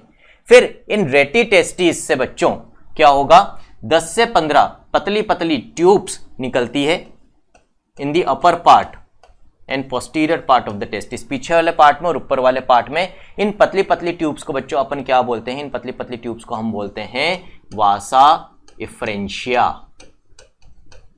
वासा इफ्रेंशिया सीलिएटेड होती है बच्चों, इनके अंदर सीलिया भी होते हैं। ठीक है, अब ये जो वासा इफ्रेंशिया है बच्चों, ये सब मिलकर कोइल्ड ट्यूब्यूल्स का एक बड़ा स्ट्रक्चर बनाती है जिसको हम बोलते हैं एपिडिडाइमिस। तो ये एपिडिडाइमिस कहां से अराइज हो रहा है बच्चों? इन वासा इफ्रेंशिया की कंबाइन होने से अगेन एक होलो कोइल्ड ट्यूबुलर स्ट्रक्चर बन रहा है, दैट इज एपिडिडाइमिस, जिसका ओरिजिन क्या हो गया बच्चों? Upper end posterior part of the testis. Testis के पीछे वाले पार्ट से, पोस्टीरियर से और उसके भी ऊपर वाले पार्ट से ये अराइज होता है। और ये पूरा का पूरा बच्चों एपिडिडाइमिस है एक्चुअली। ठीक है, इस एपिडिडाइमिस का क्या फंक्शन होता है अभी हम आगे बात करेंगे। और फिर बच्चों ये एपिडिडाइमिस जब नीचे की तरफ आता है तो यहां पर फिर ये कंटिन्यू करता है in the form of a narrow tube. ये नैरो ट्यूब के फॉर्म में आगे कंटिन्यू करेगा बच्चों। और ये नैरो ट्यूब क्या कहलाती है? ये नैरो ट्यूब कहलाती है बच्चों वास डिफरेंस। क्या कहलाती है बच्चों? This narrow tube is called as vas deferens. अब ये नैरो ट्यूब बच्चों मैंने इंग्वाइनल कैनाल बताई थी ना, जिससे टेस्टिस स्क्रोटम में आती, उसी इंग्वाइनल कैनाल से होती हुई कहां पहुंच जाएगी? एब्डोमिनल कैविटी में पहुंच जाएगी। अब हम एनसीईआरटी के डायग्राम पे स्विच कर सकते हैं, अब इजीली वो समझ में आ जाएगा बच्चों अपने को। तो यहां पर अब देखो बच्चों, देखो ये तो क्या है? ये तो हो गई टेस्टिस। इस टेस्टिस के पीछे वाले पार्ट से ये क्या निकल रहा है बच्चों? एपिडिडाइमिस। ये एपिडिडाइमिस नीचे किस में कन्वर्ट हो गया बच्चों? वास डिफरेंस। अब ये वास डिफरेंस ऊपर जा रही है बच्चों, ठीक है, और इंग्वाइनल कैनाल से होती हुई ये किस में एंटर कर गई, एब्डोमिनल कैविटी में आ गई बच्चों ये। अब एब्डोमिनल कैविटी में बच्चों जहां पर हम बेल्ट का बकल बांधते हैं उसके जस्ट पीछे की तरफ क्या प्रेजेंट होता है बच्चों, यूरिनरी ब्लैडर, जिसके अंदर हमारा यूरिन कलेक्ट होता है। कहां से आता है इसमें यूरिन, यूरेटर्स की मदद से। ये यूरेटर्स कहां से इस यूरिन को लेकर आते हैं बच्चों, किडनी से, एक राइट किडनी से और लेफ्ट किडनी से इसमें यूरिन आता है। तो बच्चों ये जो वास्ट डिफरेंस एब्डोमिनल कैविटी में आया, इन यूरेटर्स के आसपास से कोइल होता हुआ क्या होगा, पीछे की तरफ आ जाएगा यूरिनरी ब्लैडर के। ये जो आपको सरफेस शो कर रखा है, इंपॉर्टेंट है बच्चों, एनसीईआरटी ने यहां पर लिख नहीं रखा है कि ये जो सरफेस है ये यूरिनरी ब्लैडर के पीछे वाला सरफेस है। तो इसका मतलब क्या हुआ, ये जो वास्ट डिफरेंस है ये यूरेटर के आगे से टर्न लेते हुए यूरिनरी ब्लैडर के पीछे वाले सरफेस पे आगे, और पीछे वाले सरफेस पे आने के बाद बच्चों इस पीछे वाले सरफेस पर ही one pair of glands present होती है, राइट में और लेफ्ट में, जिनको हम कहते हैं सेमिनल वेसिकल। इनकी जो डक्ट होती है उसको हम कहते हैं सेमाइनल डक्ट। उस सेमाइनल डक्ट के साथ ये वास्ट डिफरेंस कंबाइन होती है और एक सिंगल ट्यूब बना लेती है, जिसका नाम यहां पर लिखा हुआ नहीं है बच्चों। उस ट्यूब को हम क्या बोलते हैं, इजैक्युलेटरी डक्ट। इजैक्युलेटरी डक्ट किससे बनी है बच्चों, ये बनती है by the combination of vast difference plus vast difference के साथ कौन कंबाइन हो गया, कौन जुड़ गया है बच्चों, seminal duct, duct of seminal vesicle. ठीक है, और फिर बच्चों ये इजैक्युलेटरी डक्ट किसमें ओपन हो जाती है, यूरिथ्रा में। यूरिथ्रा क्या है बच्चों, tube that arises from the urinary bladder, जो यूरिन को बाहर लेकर जाती है मेल्स में। इसी यूरिथ्रा में ये इजैक्युलेटरी डक्ट भी कंबाइन हो रही है। तो बच्चों होगा क्या, टेस्टिस में जो स्पर्म्स बनेंगे वो एपिडिडाइमिस में आएंगे, एपिडिडाइमिस से वास्ट डिफरेंस में आएंगे, और बच्चों फिर सेमाइनल वेसिकल एक ग्लैंड है, इसके सिक्रीशंस रिलीज होंगे सेमाइनल डक्ट के थ्रू, वो भी किस में आ जाएंगे, वास्ट डिफरेंस में। दोनों डक्ट मिल गई तो अब स्पर्म्स और सिक्रीशंस ऑफ सेमाइनल वेसिकल दोनों किस में आ गए, इजैक्युलेटरी डक्ट में, और ये दोनों किस में रिलीज होंगे, यूरिथ्रा में, at the time of sexual act between male and female, है ना। तो ये जो सिक्रीशन होता है बच्चों from the glands as well as of the sperms, ये at the time of sexual act होगा। बनते तो रहते हैं बच्चों अंदर स्पर्म्स, लेकिन इनका बाहर एक्सपर्शन सिर्फ सेक्सुअल एक्ट के वक्त, सेक्सुअल एक्साइटमेंट के वक्त ही होता है। ठीक है, तो यहां पर पहले एक बार फिर से एनसीईआरटी क्या बोल रही है देख लेते हैं। तो हमने क्या बोला था बच्चों, एसेसरी डक्ट्स होती है जो मदद करती है इन स्पर्म्स के ट्रांसपोर्ट में और मैच्योरेशन में। रेटिटेस्टिस बता दिया मैंने आपको, वासा एफ्रेंशिया ये भी देख लिया हमने, फिर वासा एफ्रेंशिया से एपिडिडाइमिस बनता है, एपिडिडाइमिस से फिर वास डिफरेंस बनता है बच्चों। The seminiferous tubules of the testis open into the vasa efferentia through rete testis, clear है। The vasa efferentia leave the testis and open into epididymis located along the posterior surface of each testis. तो epididymis testis के posterior surface पे और upper part पे होते हैं। The epididymis leads to vas deferens that ascends to the abdomen and loops over the urinary bladder. और ये कहां जाते हैं वास्ट डिफरेंस, एब्डोमिनल कैविटी में, और किसके अराउंड लूप होते हैं, यूरिनरी ब्लैडर के, यूरेटर के अराउंड लूप होते हैं। और किसके साथ कंबाइन करते हैं बच्चों, they receive a duct from seminal vesicle. तो जो दोनों वास्ट डिफरेंस है उनको एक एक डक्ट मिलती है सेमाइनल वेसिकल से, वो भी इनके साथ कंबाइन हो जाएगी। कंबाइन होने के बाद क्या बनती है बच्चों, इजैक्युलेटरी डक्ट। इजैक्युलेटरी डक्ट किसमें ओपन होती है, यूरिथ्रा में ओपन होती है, हमने डायग्राम में भी समझ लिया है। These ducts store and transport the sperms from the testis to the outside through the urethra. Important है बच्चों, ठीक है। तो ये फंक्शन हो गया नेसेसरी डक्ट्स का, एक तो स्टोरेज ऑफ स्पर्म्स, उनका मैच्योरेशन भी होगा उस वक्त, और ट्रांसपोर्ट ऑफ स्पर्म्स। अब एपिडिडाइमिस के बारे में क्या क्या क्वेश्चन पूछे जाते हैं, इंपॉर्टेंट है बच्चों, ठीक है। एपिडिडाइमिस में हमें क्या क्या याद रखना है बच्चों, पहला पॉइंट लॉन्गेस्ट पार्ट है बच्चों ये मेल रिप्रोडक्टिव सिस्टम का, part of male reproductive system, ठीक है। करीब 20 फीट लॉन्ग होता है बच्चों। यदि इसको, ये तो कॉइल्ड है इसलिए एक साथ इतना छोटा स्ट्रक्चर दिखता है अपने को, लेकिन यदि इसको पूरा स्ट्रेट कर दिया जाए तो करीब 20 फीट लंबा होता है। दूसरा, storage and maturation of sperms का मेन फंक्शन है।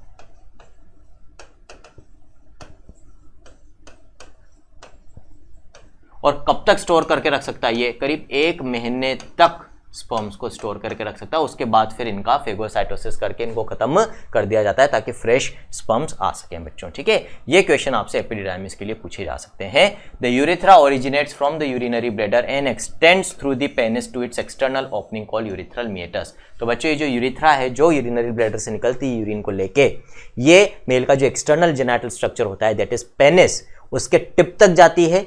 इसके टिप पे इसकी ओपनिंग होती है जिसको हम कहते हैं यूरिथ्रल मीएटस, जिसके थ्रू यूरिन बाहर एक्सक्रीट होता है। साथ ही साथ बच्चों at the time of sexual act जो फ्लूइड है सीमन, ये जो सीमन है बच्चों ये कौन कौन से सिक्रीशन से बनता है? अभी हमने एक ग्लैंड देखी थी सेमिनल वसाइकल जो पेयर्ड ग्लैंड है यूरिनरी ब्लैडर के पीछे, एक तो इसके सिक्रीशंस होते हैं बच्चों।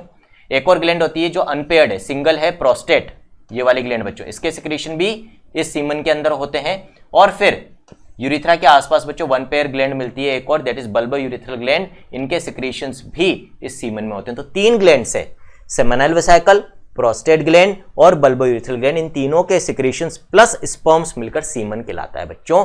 और सेक्सुअल एक्ट के वक्त यूरिथ्रा के थ्रू वो सीमन फीमेल रिप्रोडक्टिव ट्रैक्ट में इंट्रोड्यूस किया जाता है जिसको हम कहते हैं इंसेमिनेशन। और इसके एक्सपेल्शन को आउटसाइड दी मेल बॉडी यानी कि मेल पेनिस के बाहर जस्ट एक्सपल्शन यदि हम डिफाइन करें तो वो कहलाएगा इजैकुलेशन। यदि इजैकुलेशन फीमेल रिप्रोडक्टिव ट्रैक्ट में हो रहा है तो फिर हम उसको बोलेंगे बच्चों इंसेमिनेशन। आगे बात समझ में क्लियर है? तो यहां तक अपन ने देख लिया एनसीईआरटी क्या क्या बोलती है बच्चों। सर्टोली सेल्स के कुछ और फंक्शंस मैं आपको बता देता हूं क्योंकि यहां पर डिटेल में एनसीईआरटी ने मेंशन नहीं कर रखे हैं बच्चों, लेकिन पूछे जा सकते हैं।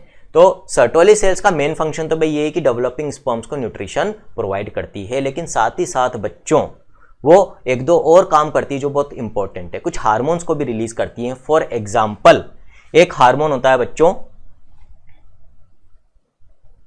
यहां पर लिख लेते हैं अपन सर्टोली सेल्स के बारे में क्योंकि क्वेश्चन आए हुए हैं पास्ट में। तो एक फंक्शन तो क्या हो गया बच्चों, nutrition to sperms, nutrition to sperms. दूसरा फंक्शन क्या होता है बच्चों, हार्मोन्स रिलीज करती है ये, एक तो anti Mullerian hormone, anti Mullerian MULLERIAN Mullerian hormone. क्या काम होता है बच्चों इसका, जब जाइगोट बनता है मेल और फीमेल गेमीट के फ्यूजन से, तो बच्चों शुरुआत में जब उसका एम्ब्रियोनिक डेवलपमेंट होता है तो उसमें 2 tube like structures, duct like structures बनते हैं, एक वुल्फियन डक्ट WOLFFIAN वुल्फियन डक्ट और मुलेरियन डक्ट। मुलेरियन डक्ट आगे चलकर फीमेल रिप्रोडक्टिव ट्रैक्ट के स्ट्रक्चर्स बनाती है जबकि वुल्फियन डक्ट मेल रिप्रोडक्टिव ट्रैक्ट के स्ट्रक्चर्स बनाती है। अब क्योंकि ये जो बेबी डेवलप हो रहा है जिसके स्ट्रक्चर्स के बारे में हम पढ़ रहे हैं, तो मेल रिप्रोडक्टिव स्ट्रक्चर पढ़ रहे हैं, इसका मतलब ये मेल बेबी है, तो फीमेल रिप्रोडक्टिव स्ट्रक्चर्स नहीं बनने चाहिए। मेल कैसे डिसाइड हुआ बच्चों, वाई क्रोमोसोम होगा इसके अंदर, ये आप पढ़ते हो जेनेटिक्स के अंदर भी थोड़ा बहुत आपको पता है, आगे जेनेटिक्स में अच्छे से आ जाता है सेक्स डिटर्मिनेशन। फिर भी एक बार बेसिक बताया था, XX है तो फीमेल, XY है तो मेल, तो डेफिनेटली वाई क्रोमोसोम है इसलिए मेल है। वहीं डिसाइड हो जाता है कि इसके अंदर टेस्टिस बनेगी वाई क्रोमोसोम की वजह से, और जब ये टेस्टिस बन रही है तो इन टेस्टिस में ये जो सर्टोली सेल्स है बच्चों, ये सर्टोली सेल्स ये हार्मोन रिलीज करती है, नाम ही क्या, एंटी मुलेरियन हार्मोन, यानी कि ये मुलेरियन डक्ट वो स्ट्रक्चर जिससे फीमेल रिप्रोडक्टिव स्ट्रक्चर्स बनते हैं उनको डिस्ट्रॉय कर देता है, वो डक्ट आगे डेवलप नहीं हो पाती है, तो सिर्फ वुल्फियन डक्ट डेवलप होती है, यानी कि मेल रिप्रोडक्टिव स्ट्रक्चर्स तो बनेंगे, फीमेल रिप्रोडक्टिव स्ट्रक्चर्स नहीं बनेंगे जो हम चाहते भी हैं क्योंकि ये मेल चाइल्ड है। फीमेल चाइल्ड में क्योंकि टेस्टिस नहीं होगी तो एंटी मुलेरियन हार्मोन नहीं होगा, तो वहां पर फिर बच्चों मुलेरियन डक्ट डेवलप होती है, वुल्फियन डेवलप नहीं होती। ठीक है, तो शुरुआत में तो बच्चों दोनों ही स्ट्रक्चर्स बनाने के लिए एम्ब्रियोनिक स्ट्रक्चर्स होते हैं, फिर on the basis of genetic makeup कि भाई मेल है या फीमेल चाइल्ड है, उसके हिसाब से मेल के अंदर तो वुल्फियन डक्ट बनाएगी मेल रिप्रोडक्टिव स्ट्रक्चर्स, और फीमेल के अंदर मुलेरियन डक्ट बनाएगी। मेल में मुलेरियन डक्ट को सर्टोली सेल्स का ये हार्मोन रिग्रेस कर देता है बच्चों। ठीक है, तो इसका काम क्या हो गया, रिग्रेशन ऑफ, लिख लेते हैं इसको अपन, रिग्रेशन ऑफ मुलेरियन डक्ट।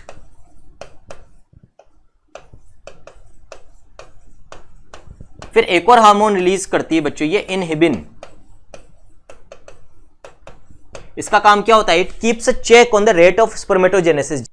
जब भी स्पर्मेटोजेनेसिस की रेट जरूरत से ज्यादा हो जाती है ना बच्चों, तो ये उसको डिक्रीज करने का काम करता है। कौन? इनहिबिन। ठीक, तो ये इसका काम हो गया। और क्या काम करती है सर्टोली सेल? जो डेड एंड डैमेज्ड स्पर्म्स होते हैं बच्चों, उनको फेगोसाइटोस करके खत्म करने का काम करती है। एक और चीज, टेस्टिस के बाहर जो ब्लड सप्लाई है बच्चों, जो ब्लड आ रहा है टेस्टिस के पास, उसके अंदर यदि कोई ऐसा एजेंट है जो टेस्टिस के लिए नुकसानदायक हो सकता है, फॉरेन एंटीजेंस हैं, तो उनको भी टेस्टिस के अंदर एंटर नहीं करने देती। इसलिए हम बोलते हैं कि ये सर्टोली सेल्स क्या बनाती है? बैरियर बना देती है between the blood and testis, called as blood testis barrier. और साथ ही साथ बच्चों, ये जो एंड्रोजन्स बन रहे हैं ना लेडिक सेल्स के थ्रू इंटरस्टिशियल स्पेस में, वो तो सेमिनिफेरस ट्यूब्यूल के बाहर है। और मैंने क्या बोला था, ये जो टेस्टोस्टेरोन बनाती है लेडिक सेल्स, ये भी स्पर्मेटोजेनेसिस के लिए चाहिए जो सेमिनिफेरस ट्यूब्यूल्स के अंदर हो रहा है। तो इस टेस्टोस्टेरोन को सेमिनिफेरस ट्यूब्यूल के अंदर लाने का काम भी कौन करती हैं? ये सर्टोली सेल्स। क्यों? क्योंकि ये एक प्रोटीन बनाती है, एंड्रोजन बाइंडिंग प्रोटीन, जो बाहर इंटरस्टिशियल स्पेस में प्रेजेंट टेस्टोस्टेरोन को सेमिनिफेरस ट्यूब्यूल्स के अंदर कंसंट्रेट करने का, लाने का काम करता है। तो बच्चों, इतने सारे फंक्शन सर्टोली सेल्स परफॉर्म करती है। जो मेन फंक्शंस थे वो मैंने यहां पर लिख दिए हैं, लेकिन जो बाकी के फंक्शंस मैंने बोले हैं उनको भी आप नोट डाउन कर लेना, क्योंकि पास्ट में पूछे गए, आगे भी पूछे जा सकते हैं बच्चों। ठीक है, फिर मेल रिप्रोडक्टिव सिस्टम में और क्या बच रहा है देख लेते हैं, क्या कह रही है एनसीईआरटी बच्चों। The penis is the male external genitalia, it is made up of special tissues that help in erection of the penis to facilitate insemination. The enlarged end of penis is called glans penis covered by a loose fold of skin called as foreskin, और इसको हम प्रेप्यूस भी बोलते हैं, foreskin को बच्चों। तो किसके बारे में बात कर रहा है बच्चों? मेल एक्सटर्नल जेनिटल स्ट्रक्चर जो मेटिंग में, कॉपुलेशन में मदद करता है, that is what? That is penis बच्चों। ये जो पेनिस होता है बच्चों, इसके अंदर सिलिंड्रिकल स्ट्रक्चर्स होते हैं 3। 2 तो बच्चों ये रहे जो टर्मिनल पार्ट तक नहीं जा रहे हैं, और तीसरा बच्चों ये वाला इनके वेंट्रल सरफेस की तरफ होता है बच्चों। तो 2 तो ऊपर होते हैं इस तरीके से, और एक इनके नीचे होता है बच्चों। ठीक है, इस तरह से 3 सिलिंड्रिकल स्ट्रक्चर्स होते हैं। जो नीचे वाला होता है वो थोड़ा आगे तक निकला हुआ होता है बच्चों। ठीक, ये जो तीनों सिलिंड्रिकल स्ट्रक्चर्स हैं बच्चों, इनके अंदर ब्लड वेसल्स प्रेजेंट होती है, और जब इन ब्लड वेसल्स के अंदर ब्लड सप्लाई बढ़ जाती है, जो कब बढ़ती है? At the time of sexual excitement. तो ये सिलिंड्रिकल स्ट्रक्चर्स इरेक्ट हो जाते हैं, that is known as erection of penis, जिसकी मदद से there is insertion of this penis into the female vagina और रिप्रोडक्टिव ट्रैक्ट, ताकि एक्ट ऑफ मेटिंग हो सके और इंसेमिनेशन हो सके। अब बच्चों, ये जो टर्मिनल एंड होता है, the terminal end of penis dilated होता है। इस डायलेटेड एंड को हम कहते हैं ग्लांस पेनिस बच्चों, और इसके ऊपर एक लूज फोल्ड ऑफ स्किन की कवरिंग होती है, जिसको हम कहते हैं बच्चों फोरस्किन और प्रेप्यूस। कुछ पर्टिकुलर रिलीजियंस के अंदर इस फोरस्किन को ड्यूरिंग अर्ली चाइल्डहुड ही बच्चों रिमूव कर दिया जाता है, और उस एक्ट को हम क्या बोलते हैं, उस सर्जरी को हम क्या बोलते हैं बच्चों? सर्कमसीजन। क्या बोलते हैं बच्चों? सर्कमसीजन बोला जाता है। आई बात समझ में? ठीक है, तो बच्चों इस पेनिस के थ्रू, क्योंकि यूरिथ्रा इसी के थ्रू ट्रेवल कर रही है, सीमन का इजेकुलेशन यानी कि इंसेमिनेशन होता है। Ejaculation outside the male body, expulsion of semen, और यही इजेकुलेशन यदि फीमेल रिप्रोडक्टिव ट्रैक्ट में हो रहा है तो उसको फिर हम इंसेमिनेशन बोल देंगे। फिर आगे क्या करिए बच्चों एनसीईआरटी, लास्ट पैराग्राफ देख लेते हैं मेल रिप्रोडक्टिव सिस्टम का। द मेल एसेसरी ग्लैंड्स, तीनों ग्लैंड्स मैंने बता दी बच्चों। पेयर्ड सेमिनल वेसिकल्स, फिर सिंगल प्रोस्टेट, पेयर्ड नहीं होती, और फिर पेयर्ड बल्बोयूथेरल ग्लैंड। ये 3 ग्लैंड्स है बच्चों मेल्स के अंदर। इनके secretions of these glands constitute the seminal plasma. तो बच्चों जो सीमन होता है उसमें 2 कंपोनेंट हो गए। कौन कौन से हो गए बच्चों? सीमन को हम 2 पार्ट में डिवाइड कर सकते हैं। एक तो स्पर्म्स, इस सीमन का करीब 10% बनाते हैं बच्चों, 10% वॉल्यूम, और बाकी का फ्लूइड पार्ट होता है which is called as seminal plasma. ये सेमिनल प्लाज्मा रिमेनिंग 90% बनाएगा। अब इसमें 3 तरह के सिक्रीशंस आ गए बच्चों। सेमिनल वेसिकल का सिक्रीशन होता है जो नियर अबाउट 60% पार्ट बनाता है। फिर प्रोस्टेट का पार्ट होता है बच्चों, इसके अंदर प्रोस्टेटिक फ्लूइड होता है, सिक्रीशन होता है जो नियर अबाउट 20% पार्ट बनाता है बच्चों। और बल्बोयूरेथ्रल ग्लैंड, जिसको हम काउपर्स ग्लैंड भी कहते हैं बच्चों, COWPERS, तो काउपर्स ग्लैंड भी कहते हैं, उसका 10% पार्ट होता है बच्चों। तो जो बल्बोयूरेथ्रल ग्लैंड है बच्चों, इनका एक और नाम लिख लो, काउपर्स ग्लैंड। इन तीनों के सिक्रीशन प्लस स्पर्म्स मिलकर सीमन बनाते हैं। तो यहां पर एनसीईआरटी ने क्या बोला है बच्चों? Secretions of these glands constitute the seminal plasma which is rich in. अब इसके अंदर कौन कौन से सब्सटेंसेस होते हैं बच्चों? फ्रक्टोज। फ्रक्टोज जो है बच्चों मेनली कहां से आता है? From the seminal vesicle. ठीक है, तो फ्रक्टोज रिच होता है बच्चों सीमन। ये फ्रक्टोज क्या काम करेगा बच्चों? शुगर है, एनर्जी प्रोवाइड करने का काम करेगा स्पर्म्स को फॉर देयर मूवमेंट। फिर कैल्शियम होता है बच्चों, ये कैल्शियम मेनली कहां से आता है? ये कैल्शियम आता है बच्चों मेनली प्रोस्टेट से। ठीक, फिर ये कैल्शियम भी बच्चों मोटिलिटी बढ़ाता है स्पर्म्स की। कुछ एंजाइम्स भी होते हैं। The secretions of bulbourethral glands also help in the lubrication of the penis. साथ ही साथ बच्चों ये जो बल्बोइरेथ्रल ग्लैंड के सिक्रीशंस हैं ये कब रिलीज होते हैं? Eight the time of coitus. और ये पेनिस का जो आउटर सरफेस है बच्चों वहां तक पहुंच जाते हैं। और मेल और फीमेल में जो एक्ट ऑफ कॉपुलेशन होता है उसमें दोनों के एक्सटर्नल जेनिटल स्ट्रक्चर्स के बीच में फ्रिक्शन को कम करने का काम ये सिक्रीशंस करते हैं। ठीक है, तो रिड्यूस फ्रिक्शन ये भी एक इनका काम हो गया। तो बच्चों इस तरह से यहां से क्वेश्चंस बनते हैं, इंपॉर्टेंट है, अच्छे से समझ में आना चाहिए। अब हम स्टार्ट करेंगे फीमेल रिप्रोडक्टिव सिस्टम। तो बच्चों आप देखते हैं कि भाई एनसीईआरटी ने फीमेल रिप्रोडक्टिव सिस्टम में क्या बताया है। जो एनसीईआरटी ने बताया वो तो हम देखेंगे इसे, इसके अलावा जो एनसीईआरटी के बाहर से जरूरी है उसको भी कवर करते हुए आगे बढ़ेंगे। तो बच्चों एनसीईआरटी बोलती है कि female reproductive system consists of, क्या क्या आता है बच्चों इसके अंदर? A pair of ovaries. तो प्राइमरी सेक्स ऑर्गन्स मेल्स के अंदर तो टेस्टिस थी जिनके अंदर स्पर्म्स यानी कि मेल गेमिट्स का फॉर्मेशन होता है। उसी तरह से फीमेल्स के अंदर जो प्राइमरी सेक्स ऑर्गन्स होती है मतलब गेमीट फॉर्मिंग ऑर्गन्स जो होती है बच्चों वो वन पेयर ऑफ ओवरीज होती है।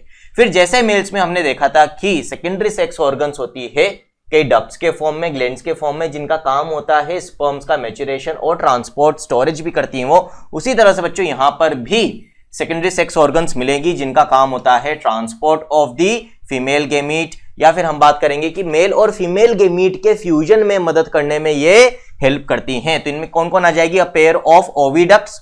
ओविडक्ट्स को बच्चों हम फेलोपियन ट्यूब भी बोलते हैं, तो फेलोपियन ट्यूब्स बोला जाता है इनको। इसके अलावा यूट्रस होता है जिसके अंदर हमने देखा था शुरुआत में जब हमने इवेंट्स ऑफ ह्यूमन रिप्रोडक्शन देखे थे कि जो ब्लास्टोसिस्ट बनता है या डेवलपिंग एम्ब्रियो होता है वो किसकी वॉल से अटैच रहता है बच्चों पूरी प्रेगनेंसी में? To the wall of uterus. तो यूट्रस का बहुत बड़ा रोल होता है in the continuation and maintenance of pregnancy. फिर बच्चों यूट्रस का जो लोअर पार्ट होता है उसको हम सर्विक्स कहते हैं। और उसके बाद बच्चों जो आउटर ओपनिंग होती है फीमेल रिप्रोडक्टिव ट्रैक्ट की वो वजाइना के थ्रू होती है जो कि again a canal like structure है। इसके बारे में भी हम आगे पढ़ेंगे। तो ये सब किसमें आ जाएंगे बच्चों? सेकेंडरी सेक्स स्ट्रक्चर्स के या ऑर्गन्स के अंदर आ जाएंगे फीमेल रिप्रोडक्टिव सिस्टम के, जो किसमें मदद करते हैं? In the fusion of male and female gamete. Primary sex organs ovaries होगी। इसके अलावा बच्चों जैसे हमने एक्सटर्नल जेनिटल स्ट्रक्चर्स देखे थे, मेल के अंदर पेनिस देखा था, उसी तरह से बच्चों हम फीमेल में भी एक्सटर्नल जेनिटेलिया देखेंगे।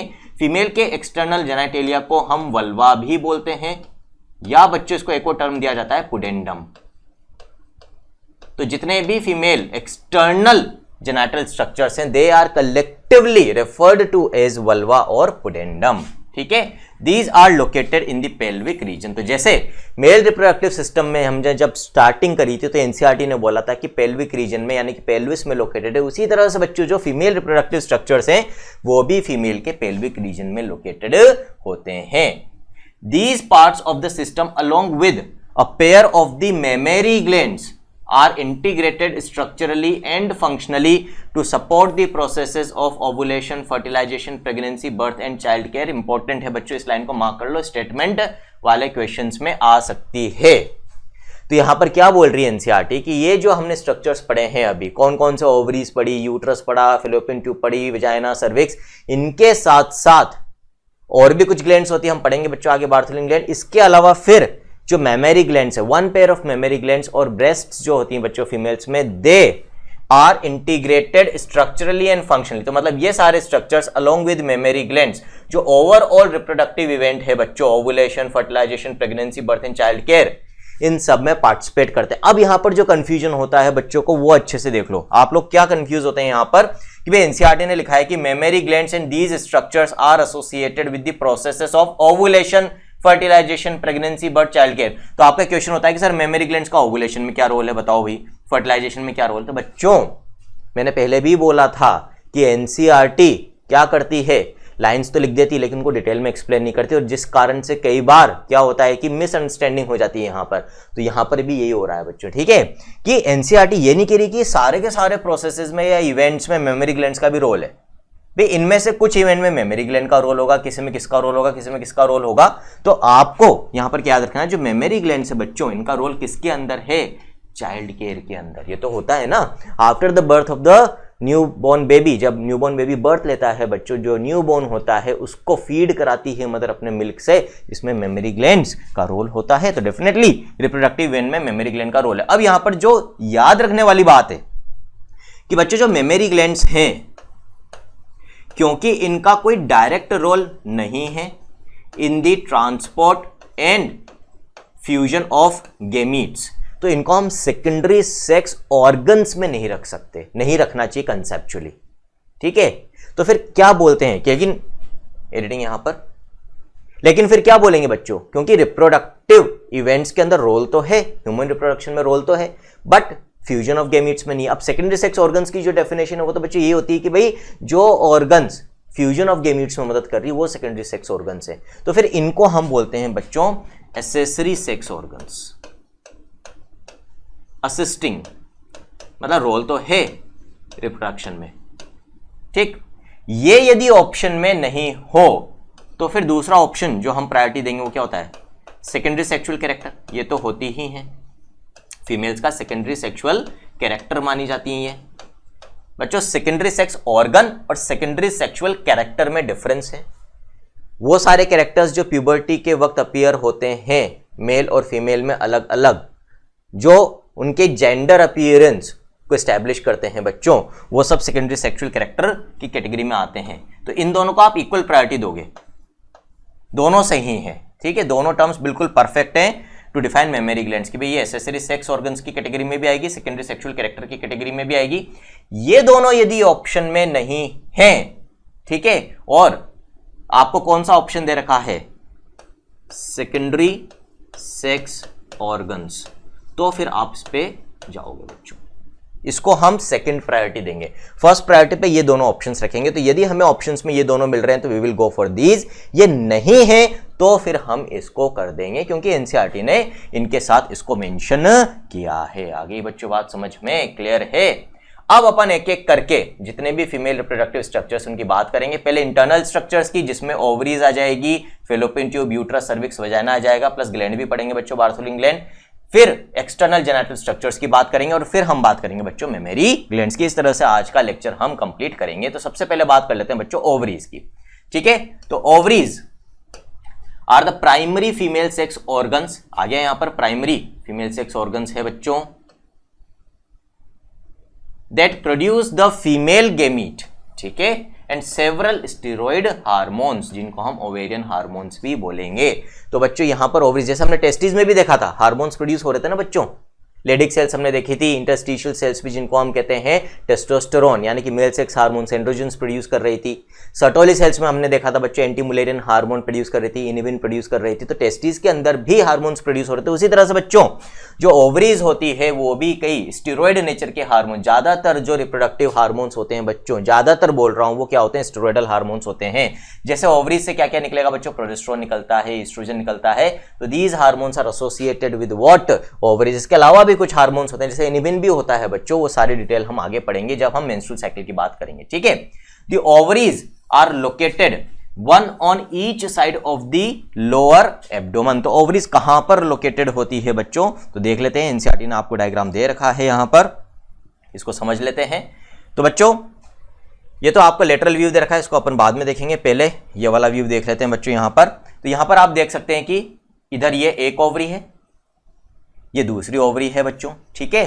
तो दोनों तरफ एक एक ओवरी होती है, एक राइट में होती है और एक लेफ्ट में होती है, in the lower part of the abdomen, जिसको हम पेल्विक रीजन भी कहेंगे बच्चों। पेल्विक रीजन के जिस पार्ट में ये प्रेजेंट होती है उस पार्ट को बच्चों अपन कहते हैं ओवेरियन फोसा। क्या बोलते हैं, ओवेरियन फोसा, ठीक है। अब बच्चों ये जो ओवरी होती है ना, इसको एब्डोमिनल कैविटी में स्टेबल भी तो रखना होगा ना, नहीं तो क्या होगा, दौड़ते भागते हिलती डुलती रहेगी, जो पॉसिबल नहीं है, नहीं होना चाहिए, नहीं तो डैमेज हो जाएगी। तो फिर बच्चों इसको स्टेबल कैसे रखते हैं, हमारी जितनी भी ऑर्गन्स हैं वो अपनी जगह पर स्टेबल रहती है with the help of peritoneal ligaments and peritoneum. बच्चों पेरिटोनियम क्या होती है, एब्डोमिनल कैविटी में हमारी सारी ऑर्गन्स के आसपास एक कुशनिंग प्रेजेंट है, शॉक एब्जॉर्बर प्रेजेंट है, एक मोटी लेयर प्रेजेंट होती है जो कवर करके रखती है हमारी ऑर्गन्स को ताकि उनको डैमेज नहीं हो। इसको हम कहते हैं पेरिटोनियम। किसकी बनी हुई होती है बच्चों, एक तो इसमें single layer of squamous cells होती है, सिंपल स्क्वेमस एपिथेलियम की लेयर जिसको हम मेसोथेलियम या सिलोमिक एपिथेलियम भी कहते हैं, प्लस कनेक्टिव टिश्यू की लेयर जुड़ी हुई होती है, फेट की लेयर भी जुड़ी हुई होती है बच्चों। इस तरह से एक मोटी लेयर बन जाती है फेट और एपिथेलियम की लेयर मिलाकर, जिसको हम पेरिटोनियम कहते हैं। ये हमारे ऑर्गन्स को कवर करके रखती है एब्डोमिनल कैविटी में, और कुछ कुछ जगह पर ये फोल्ड बनाकर कोड लाइक स्ट्रक्चर्स बना लेती है और इन ऑर्गन्स को जो हमारी एब्डोमिनल कैविटी की वॉल है बच्चों उसके साथ जोड़ देती है ताकि ये अपनी जगह पर स्टेबल रहे। उसी तरह से बच्चों ये जो ओवरीज है इनको भी हमारी एब्डोमिनल कैविटी में, यानी कि फीमेल्स की एब्डोमिनल कैविटी में, अंडरस्टूड है, भावना समझ जाया करो।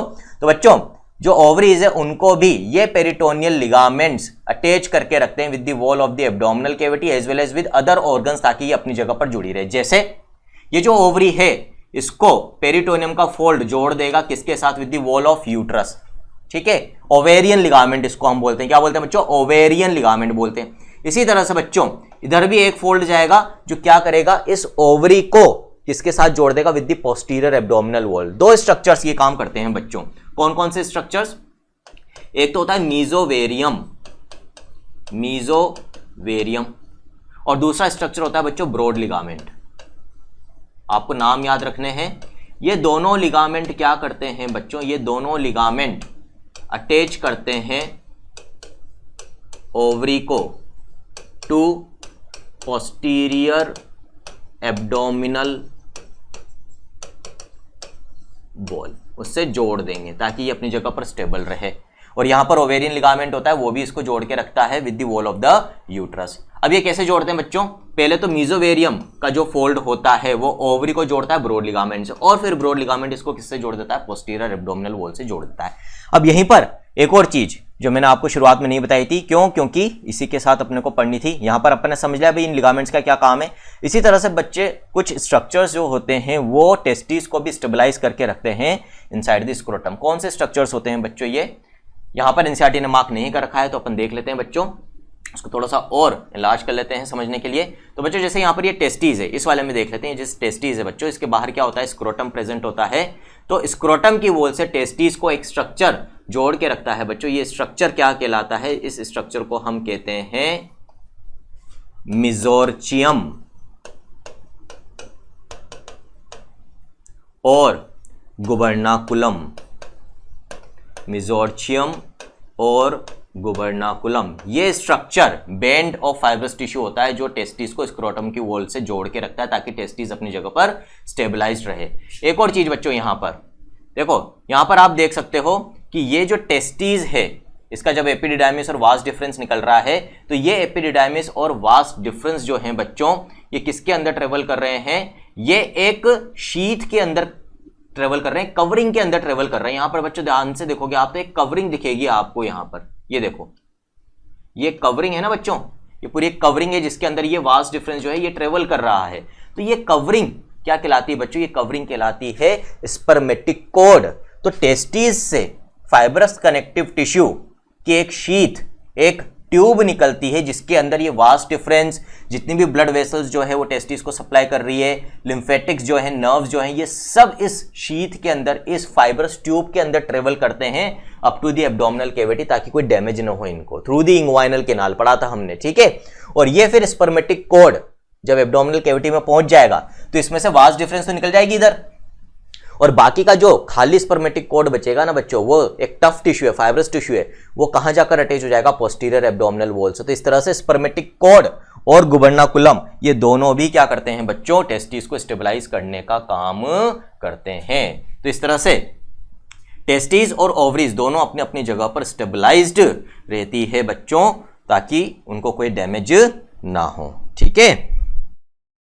अब देख लेते हैं बच्चों की भी एनसीईआरटी क्या फरमा रही है आगे फीमेल रिप्रोडक्टिव सिस्टम में। ओवरीज के बारे में थोड़ा सा तो मैंने आपको बता दिया। तो बच्चों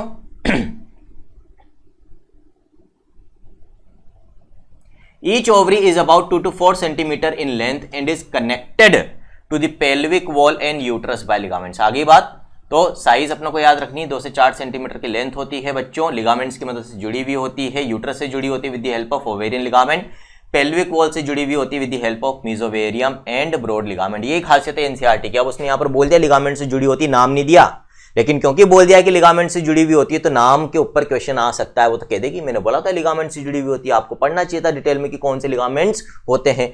क्वेश्चन क्या माना जाएगा, कहां से आया है, एनसीईआरटी से आया है। लेकिन क्या सिर्फ एनसीईआरटी की लाइन पढ़ने से निकल जाता, नहीं निकलता ना ये क्वेश्चन, इसलिए ये जानना जरूरी था कि इन लिगामेंट्स के नाम क्या होते हैं बच्चों। फिर each ovary is covered by a thin epithelium, तो कवरिंग जो होती है ओवरी की वो एपिथेलियल कवरिंग होती है बच्चों, विच एनक्लोजेस द ओवेरियन स्ट्रोमा, और अंदर का जो ग्राउंड सब्सटेंस होता है ओवरी का उसको हम ओवेरियन स्ट्रोमा कहते हैं बच्चों। उसको हम दो पार्ट में डिवाइड करते हैं, outer cortex and inner medulla.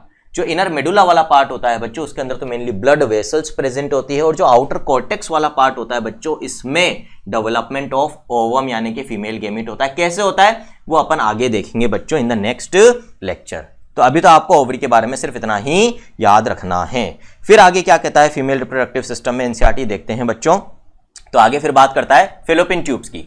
तो ओविडक्ट्स और the fallopian tubes, uterus and vagina constitute the female accessory ducts. जैसे मेल एसेसरी डक्ट्स बच्चों अपन ने पढ़ी थी, रेटी टेस्टिस थी, एपिडिडाइमिस था, वासा एफ्रेंशिया, वास डिफरेंस सब अपन ने पढ़े थे। उसी तरह से बच्चों यहाँ पर भी एसेसरी डक्ट्स है जो transport and fusion of gametes में मदद करती हैं, जैसे ओविडक्ट्स जिनको हम फेलोपियन ट्यूब्स भी कहते हैं, यूट्रस का लोअर पार्ट सर्विक्स कहलाता है, एंड वजाइना बच्चों। Each fallopian tube is about 10 to 12 centimetre long. तो लेंथ ऑफ फेलोपियन ट्यूब याद रखनी है अपने को, कितनी होती है बच्चों, 10 से 12 सेंटीमीटर लंबी होती है, and extends from the periphery of each ovary to the uterus. कहां से कहां तक एक्सटेंड करती है, यहां पर आप देख सकते हो बच्चों। तो ये जो पूरा स्ट्रक्चर है, this complete structure is what fallopian tube. Ovary के पास से स्टार्ट हो रही है और कहां तक जा रही है बच्चों, ये यूट्रस है, यूट्रस तक जा रही है। लेंथ कितनी होती है इसकी, 10 to 12 सेंटीमीटर इसकी लेंथ होती है बच्चों। कितने पार्ट्स होते हैं, 3 पार्ट्स में हम डिवाइड करते हैं। फर्स्ट इज इनफंडिबुलम, ये जो यहां पर आप फनल शेप्ड पार्ट देख रहे हो। फिर इसके बाद बच्चों एक डायलेटेड पार्ट होता है। बायोलॉजी में जहां पर भी डायलेटेड ट्यूब लाइक पार्ट आ जाएगा उसको हम एम्पुला कहते हैं बच्चों। और तीसरा पार्ट होता है स्थमस, जो कि नेरोस्ट पार्ट होता है, जो फिर किस में ओपन होता है, यूट्रस के अंदर ओपन होता है। अब बच्चों ये जो इनफंडिबुलम है, इस इनफंडिबुलम में यहां पर आप देख सकते हो क्या है बच्चों, कुछ फिंगर लाइक प्रोजेक्शंस हैं इस तरीके से, ठीक है। ये जो फिंगर लाइक प्रोजेक्शंस होते हैं इनको क्या बोला जाता है बच्चों, these are called as fimbriae. क्या बोलते हैं बच्चों, इनको हम फिम्ब्री बोलते हैं। और बच्चों ये जो फिम्ब्री होते हैं, इन फिम्ब्री के बीच में एक ओपनिंग होती है। क्यों, क्योंकि बच्चों ये जो फेलोपियन ट्यूब है ये एक होलो ट्यूब है, बीच में ल्यूमन है, कैविटी है, ठीक है। तो जैसे ये फिंगर लाइक प्रोजेक्शंस हो गए, बीच में एक ओपनिंग है। जब ओवरी से ओवम निकलता है तो ये फिंगर लाइक प्रोजेक्शंस यानी कि फिम्ब्री उस ओवम को कलेक्ट करते हैं और किसके अंदर डाल देते हैं, इस ओपनिंग के अंदर डाल देते हैं। ये जो ओपनिंग होती है बच्चों फिम्ब्री के बीच में, उसको हम कहते हैं ओस्टियम। और क्योंकि ये ओस्टियम किस में ओपन हो रहा है, एब्डोमिनल कैविटी में ओपन हो रहा है, तो इसको हम एब्डोमिनल ओस्टियम भी बोलते हैं। इसके थ्रू जो ओवम है वो किस में एंटर कर जाएगा बच्चों, इस इनफंडिबुलम के अंदर एंटर कर जाएगा। अब फिर क्या होता है बच्चों, ये जो फेलोपियन ट्यूब है इसकी जो इनर लाइनिंग है उसमें सीलिएटेड एपिथेलियम है, ऐसी एपिथेलियम जिसमें सीलिया प्रेजेंट है। और ये सीलिया इस तरह से मूवमेंट करते हैं कि ओवम को किधर की तरफ लेकर जाएंगे बच्चों, एम्पुला की तरफ लेकर जाते हैं। साथ ही साथ बच्चों जो फेलोपियन ट्यूब की वॉल है उसमें स्मूथ मसल्स भी प्रेजेंट है, जिनके कॉन्ट्रैक्शन से, पेरिस्टेल्सिस से लगातार ओवम का जो मूवमेंट है वो एम्पुला की तरफ होता है, ठीक है। तो इस तरह से जो ओवम है वो एम्पुला में जाएगा। फिर जो नेक्स्ट पार्ट है बच्चों एम्पुला, वो most dilated part of the या widest part of the fallopian tube है, जहां पर क्या होता है, most important, it is the site of fertilization. Site of fertilization, यहां पर fusion of male and female gamete होगा। जो ओल्ड एनसीईआरटी है बच्चों उसमें साइट ऑफ फर्टिलाइजेशन आपको क्या बता रखा है, junction of isthmus and ampulla, ampullary isthmic junction. लेकिन जो नई एनसीईआरटी उसमें करेक्शन हो गया, जो साइट ऑफ फर्टिलाइजेशन है वो एम्पुला ही होती है बच्चों। सही यही था कि एम्पुला में होता है। पहले वाली एनसीईआरटी में आपको एम्पुलरी इस्थमिक जंक्शन दे रखा था, जो अब करेक्शन होकर एम्पुला आ गया। तो इस चीज का विशेष ध्यान रखें, जिन बच्चों के पास पुरानी एनसीईआरटी है वो इस चीज को अपडेट कर लें। तो एम्पुला में बच्चों फर्टिलाइजेशन होता है। कैसे होता है, ओवम तो यहां पहुंच ही गया, जो स्पर्म है बच्चों, सीमन जब मेटिंग होगी मेल और फीमेल में तो वो किसके अंदर इंसेमिनेट होगा, एंटर होगा बच्चों with the help of penis, vagina में।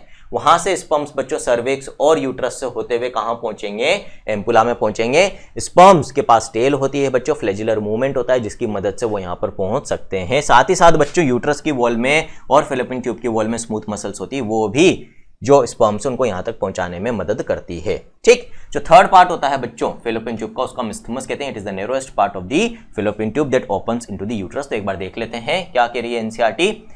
तो बच्चों जो फेलोपियन ट्यूब है, it is about 10 to 12 centimetre long and extends from the periphery of each ovary to the uterus. The part closer to the ovary is the funnel shaped infundibulum, बता दिया। The edges of the infundibulum possess finger like projections called fimbriae, कोई दिक्कत नहीं है, which help in collection of the ovum, बता दिया है। After ovulation the infundibulum leads to a wider part of the fallopian tube और oviduct called as ampulla, इसके बारे में भी हमने बात कर ली। साइट ऑफ फर्टिलाइजेशन है। The last part of the oviduct isthmus, narrowest part होता है बच्चों, नेरो ल्यूमन होती है एंड इट जॉइंस और ओपन्स इनटू द यूट्रस। तो ये तो बात हो गई बच्चों फेलोपियन ट्यूब के बारे में, जो जो क्वेश्चन बन सकते हैं सारे बता दिए। अब हम बात करेंगे किसकी, वुम्ब और यूट्रस। यूट्रस को ही बच्चों हम क्या बोलते हैं, वुम्ब भी बोलते हैं, जिसके अंदर 9 महीने तक बच्चे का डेवलपमेंट होता है। शेप कैसा होता है बच्चों, the shape of the uterus is like an inverted pear, ठीक है, तो इन्वर्टेड नाशपाती की तरह इसका शेप होता है बच्चों। It is supported by ligaments attached to the pelvic wall. Again जैसे ओवरीज को हम स्टेबलाइज कर रहे थे बच्चों एक जगह पर, वैसे ही यूट्रस को भी एक जगह पर स्टेबलाइज करके रखना जरूरी है, जिसमें कौन मदद करेगा, पेरिटोनियल लिगामेंट्स ही मदद करते हैं बच्चों, ठीक है। इसको पेल्विक वॉल यानी कि एब्डोमिनल वॉल से अटैच करके रखते हैं। The uterus opens into vagina through a narrow cervix. The cavity of the cervix is called cervical canal. तो बच्चों देख लेते हैं यूट्रस के बारे में भी डायग्राम की मदद से। मैंने बोला था इस चैप्टर में डायग्राम्स बहुत इंपॉर्टेंट है, हर डायग्राम क्लियर होना चाहिए बच्चों। तो एक तो आपको लेटरल व्यू दे रखा है बच्चों, यहाँ पर सेक्शनल व्यू दे रखा है। तो यहाँ पर आप देख सकते हो पीछे की तरफ क्या है बच्चों, rectum. This structure is what, this structure is rectum, last part of the Elementor canal, ठीक है। ये स्ट्रक्चर क्या है बच्चों, this structure is urinary bladder, जिसके अंदर यूरिन कलेक्ट होता है। इन दोनों स्ट्रक्चर्स के बीच में क्या प्रेजेंट है बच्चों, इन दोनों स्ट्रक्चर्स के बीच में यूट्रस प्रेजेंट है। दिस इज व्हाट, यूट्रस, ठीक है। फिर बच्चों यूट्रस का जो लोअर पार्ट होता है, the lower part of the uterus is called as cervix. और फिर बच्चों सर्विक्स ओपन होता है एक कैनाल लाइक स्ट्रक्चर में, जिसको हम कहते हैं वजाइना। और ये वजाइना बच्चों फिर बाहर की तरफ ओपन होती है through an opening called as vaginal orifice, ठीक है। तो यहां पर बच्चों आप देख सकते हो कि ये जो वजाइना है यहां बाहर ओपन हो रही है थ्रू वजाइनल ओरिफाइस।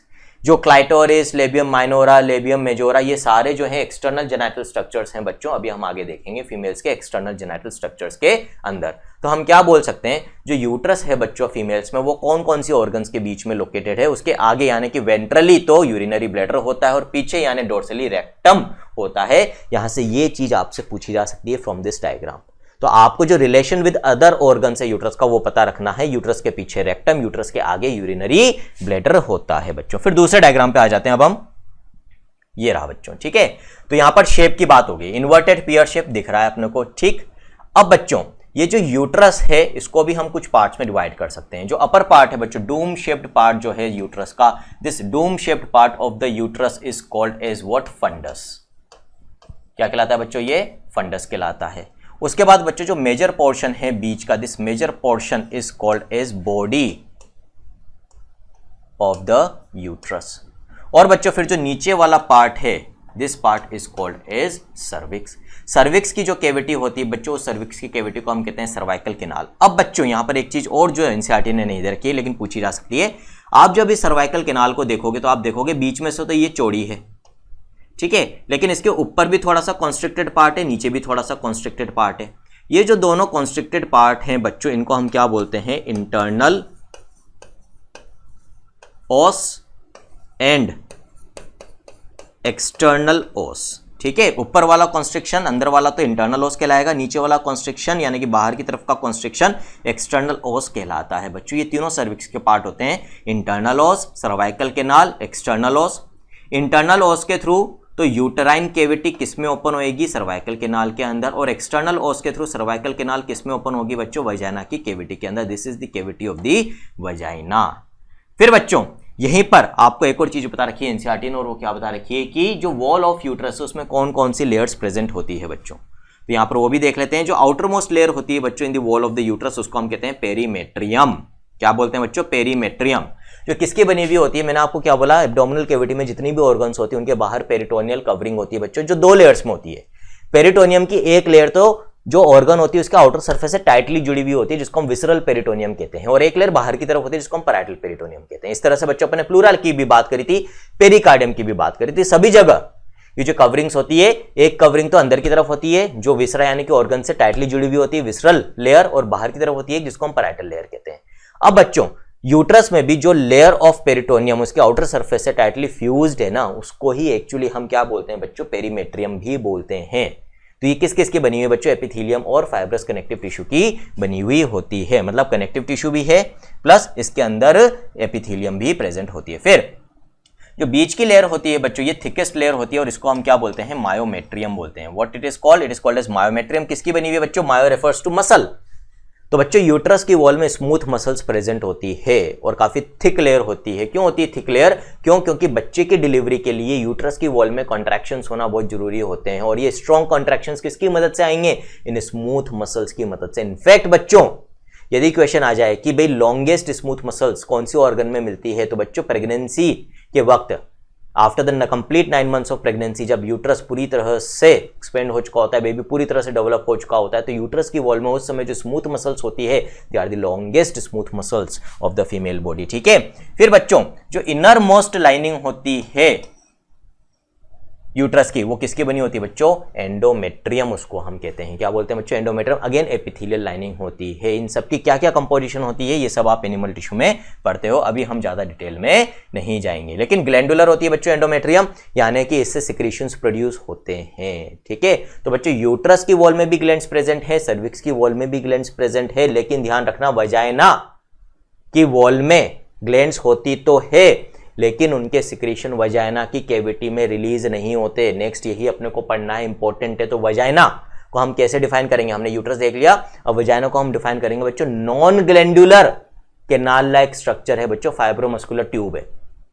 तो वजाइना की वॉल में फाइब्रस और मस्कुलर टिश्यू प्रेजेंट है, लेकिन इसकी वॉल में जो ग्लैंड है वो अपने सिक्रीशन को वजाइना में नहीं सिक्रीट करती, क्योंकि इसकी वॉल के ग्लैंड्स इसकी खुद की कैविटी में सिक्रीशन रिलीज नहीं कर रहे हैं, तो हम इसको नॉन ग्लैंडुलर स्ट्रक्चर मानते हैं। इसकी वॉल में जो ग्लैंड होती है बच्चों, जैसे यहां पर एक ग्लैंड होती है और इधर भी एक ग्लैंड होती है बच्चों वजाइना की वॉल में, जिनको हम कहते हैं बार्थोलिन ग्लैंड्स। क्या बोलते हैं बच्चों, बार्थोलिन ग्लैंड्स बोलते हैं।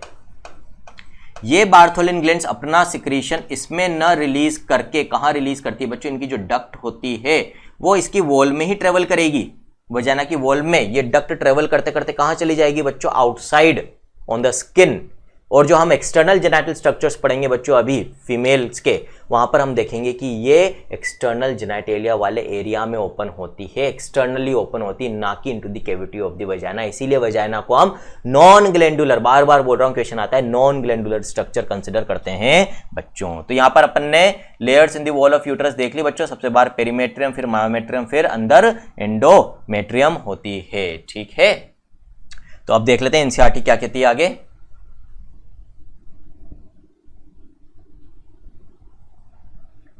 तो the cavity of the cervix is called cervical canal which along with vagina forms the birth canal. Again mark कर लो बच्चों, इस लाइन को पूछा जाता है यहाँ पर ये क्वेश्चन कि बर्थ कैनाल क्या होती है बच्चों।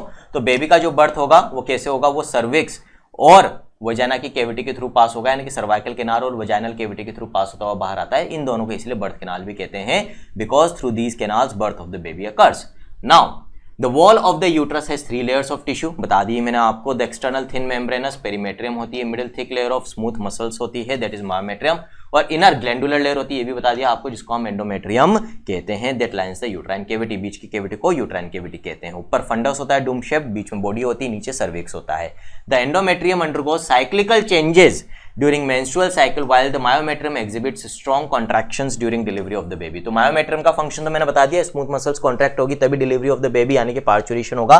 साथ ही साथ बच्चों जो ग्लैंडुलर लेयर है अंदर के एंडोमेट्रियम, इसका क्या होता है बच्चों, अपन देखेंगे आगे मेंस्ट्रुअल साइकिल पढ़ेंगे नेक्स्ट लेक्चर के अंदर, वहां पर हम देखेंगे कि मेंस्ट्रुअल साइकिल के दौरान ये जो अंदर वाली लेयर है एंडोमेट्रियम, इसकी थिकनेस बढ़ती है बच्चों, सिक्रीशंस भी बढ़ते हैं, और हर मेंस्ट्रुअल साइकिल के एंड में बच्चों शेड ऑफ हो जाती है यदि प्रेगनेंसी इंड्यूस नहीं होती है तो। ठीक है। तो मतलब क्या होता है कि इसमें साइक्लिकल चेंजेस होते हैं, हर महीने चेंजेस होते हैं, हर महीने में एक बार ये प्रोलिफरेट करेगी, फिर शेड ऑफ होगी, फिर प्रोलिफरेट करेगी, फिर शेड ऑफ होगी। उन साइक्लिकल चेंजेस का क्या सिग्निफिकेंस है वो हम मेंस्ट्रुअल साइकिल के अंदर आगे देखेंगे बच्चों। तो ये बात होगी बच्चों किसकी, यूट्रस और सर्विक्स की। अब वजाइना मैंने आपको बता दिया बच्चों, फाइब्रोमस्कुलर ट्यूब है, स्ट्रक्चर है, जिसके अंदर खुद की ग्लैंड्स के कोई सिक्रीशन नहीं होते हैं, नॉन ग्लैंडुलर स्ट्रक्चर माना जाता है। अब हम बात करेंगे बच्चों फीमेल एक्सटर्नल जेनाइटेलिया की। ठीक है।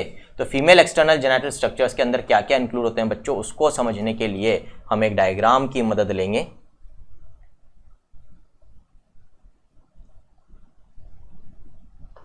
तो बच्चों यदि अपन फीमेल एक्सटर्नल जेनिटल स्ट्रक्चर्स की बात करें तो कलेक्टिवली इनको हम वल्वा या पुडेंडम भी बोलते हैं बच्चों।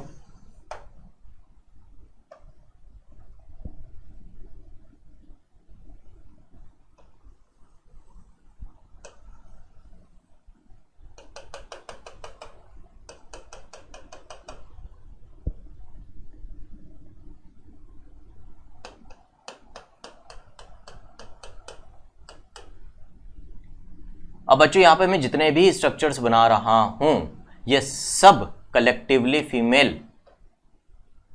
एक्सटर्नल जेनिटल स्ट्रक्चर यानी कि वल्वा यानी कि पुडेंडम को कॉन्स्टिट्यूट करते हैं। अब इनमें क्या क्या इंक्लूड होंगे ये सारी चीजें वन बाय वन अभी हम देखते जाएंगे बच्चों, ठीक है।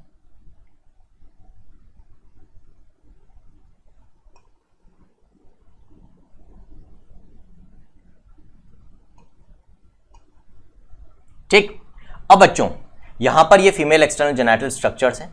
सबसे इंटीरियर मोस्ट, ठीक है, अगेन जहां पर बेल्ट का बक्कल बनता है जस्ट उसके नीचे यदि हम देखें तो बच्चों ये एक्सटर्नल जेनिटल स्ट्रक्चर्स में ये तो एनस है। यदि हम ओरिएंटेशन समझना चाहें तो दिस इज एनस। तो this is we are moving from ventral to dorsal या एंटीरियरली टू पोस्टीरियरली बच्चों। तो पीछे की तरफ एनस है, ठीक, आगे की तरफ वो एरिया है जहां पर बक्कल बांधा जाता है बेल्ट का। उसके जस्ट नीचे जो स्किन का पार्ट होता है बच्चों इन द फीमेल्स, वहां पर स्किन के नीचे थिक लेयर ऑफ फैट होती है प्लस स्किन के ऊपर हेयर्स प्रेजेंट होते हैं and this area is called as what, this area is called as बच्चों, this area is referred to as mons pubis. क्या बोलते हैं बच्चों इसको हम? Mons pubis. तो मॉन्स प्यूबिस पे हेयर प्रेजेंट है, स्वेट ग्लैंड्स भी होती है बच्चों, सिबेशियस ग्लैंड्स यानी कि ऑयल सिक्रीशन करने वाली ग्लैंड्स भी होती है और स्किन के नीचे पैड ऑफ फैट होता है, ठीक। उसके बाद बच्चों अब मॉन्स प्यूबिस से यदि हम डॉर्सली चलें तो बीच में जो एरियाज हैं स्ट्रक्चर्स हैं उसके बारे में बात करते हैं बच्चों। तो बीच का जो एरिया है that is covered by two thick fleshy folds of skin. तो बच्चों आप यहां पर देख सकते हो ये जो रेड कलर से मैंने स्ट्रक्चर बनाया है यहां पर, ये पूरा ये शेड कर रहा हूं मैं, this shaded portion is what, these are two thick folds of skin. इस तरह से बच्चों एक थिक फोल्ड ऑफ स्किन इधर है, एक थिक फोल्ड ऑफ स्किन इधर है, ठीक है। ये थिक फोल्ड्स ऑफ स्किन क्या कहलाते हैं बच्चों? These thick folds of skin are called as labia majora. क्या कहलाते हैं बच्चों? Labia majora. और ये किसके होमोलोगस होते हैं? होमोलोगस का मतलब होमोलोगस वो स्ट्रक्चर्स होते हैं बच्चों जिनका एम्ब्रियोनिक ओरिजिन या बेसिक स्ट्रक्चर एक होता है, एक ही एम्ब्रियोनिक स्ट्रक्चर से ओरिजिनेट होते हैं, फंक्शन अलग अलग हो सकते हैं। तो मेल्स में जिस एम्ब्रियोनिक स्ट्रक्चर से स्क्रोटम बनता है ना बच्चों, फीमेल्स में उसी एम्ब्रियोनिक स्ट्रक्चर से लेबिया मेजोरा बनते हैं। तो दीज आर होमोलोगस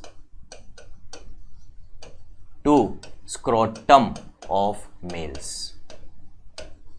तो बच्चों इस तरह से जो जो स्ट्रक्चर्स कंपेरेबल होंगे फीमेल्स में मेल्स के साथ जो होमोलोगस के हैं वो भी हम यहां पर स्टडी करते जाएंगे।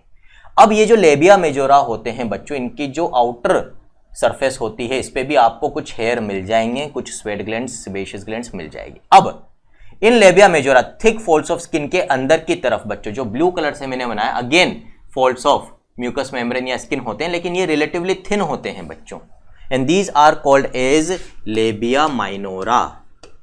क्या कहते हैं बच्चों इनको हम? Labia minora. इनके ऊपर हेयर नहीं होते हैं, labia minora, these are thin folds. जबकि जो लेबिया मेजोरा थे these are what, these are thick folds.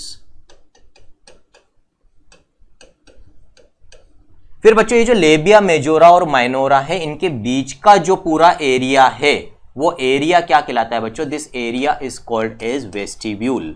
This area is called as vestibule. फिर बच्चों इस वेस्टिब्यूल के इंटीरियर पार्ट में यानी कि वेंट्रल पार्ट में यदि हम देखें तो एक ग्रीन कलर से मैंने स्ट्रक्चर बना रखा है बच्चों, इसको मैं शेडेड कर रहा हूं। ये जो ग्रीन कलर का शेडेड स्ट्रक्चर है this structure is called as clitoris. और ये किसके होमोलोगस है बच्चों? Penis of males. Penis option में नहीं हो तो कई बार ग्लांस पेनिस भी आता है। स्टार कर दिया, इसका मतलब homologous to penis of males, clitoris. इसका मतलब ये भी इरेक्टाइल टिश्यू का बना हुआ है ड्यूरिंग सेक्सुअल एक्साइटमेंट। इसमें भी जब ब्लड सप्लाई बढ़ेगी तो ये इरेक्ट हो जाएगा बच्चों, ठीक है। और बच्चों इसको जैसे वहां पर हमने पढ़ा था कि ग्लांस पेनिस को फोरस्किन या प्रेप्यूस कवर करती है, उसी तरह से बच्चों क्लाइटोरिस को भी एक thin fold of skin cover करके रखता है, जिसको यहां पर भी हम क्या बोलेंगे बच्चों, फोरस्किन या प्रेप्यूस बोलेंगे।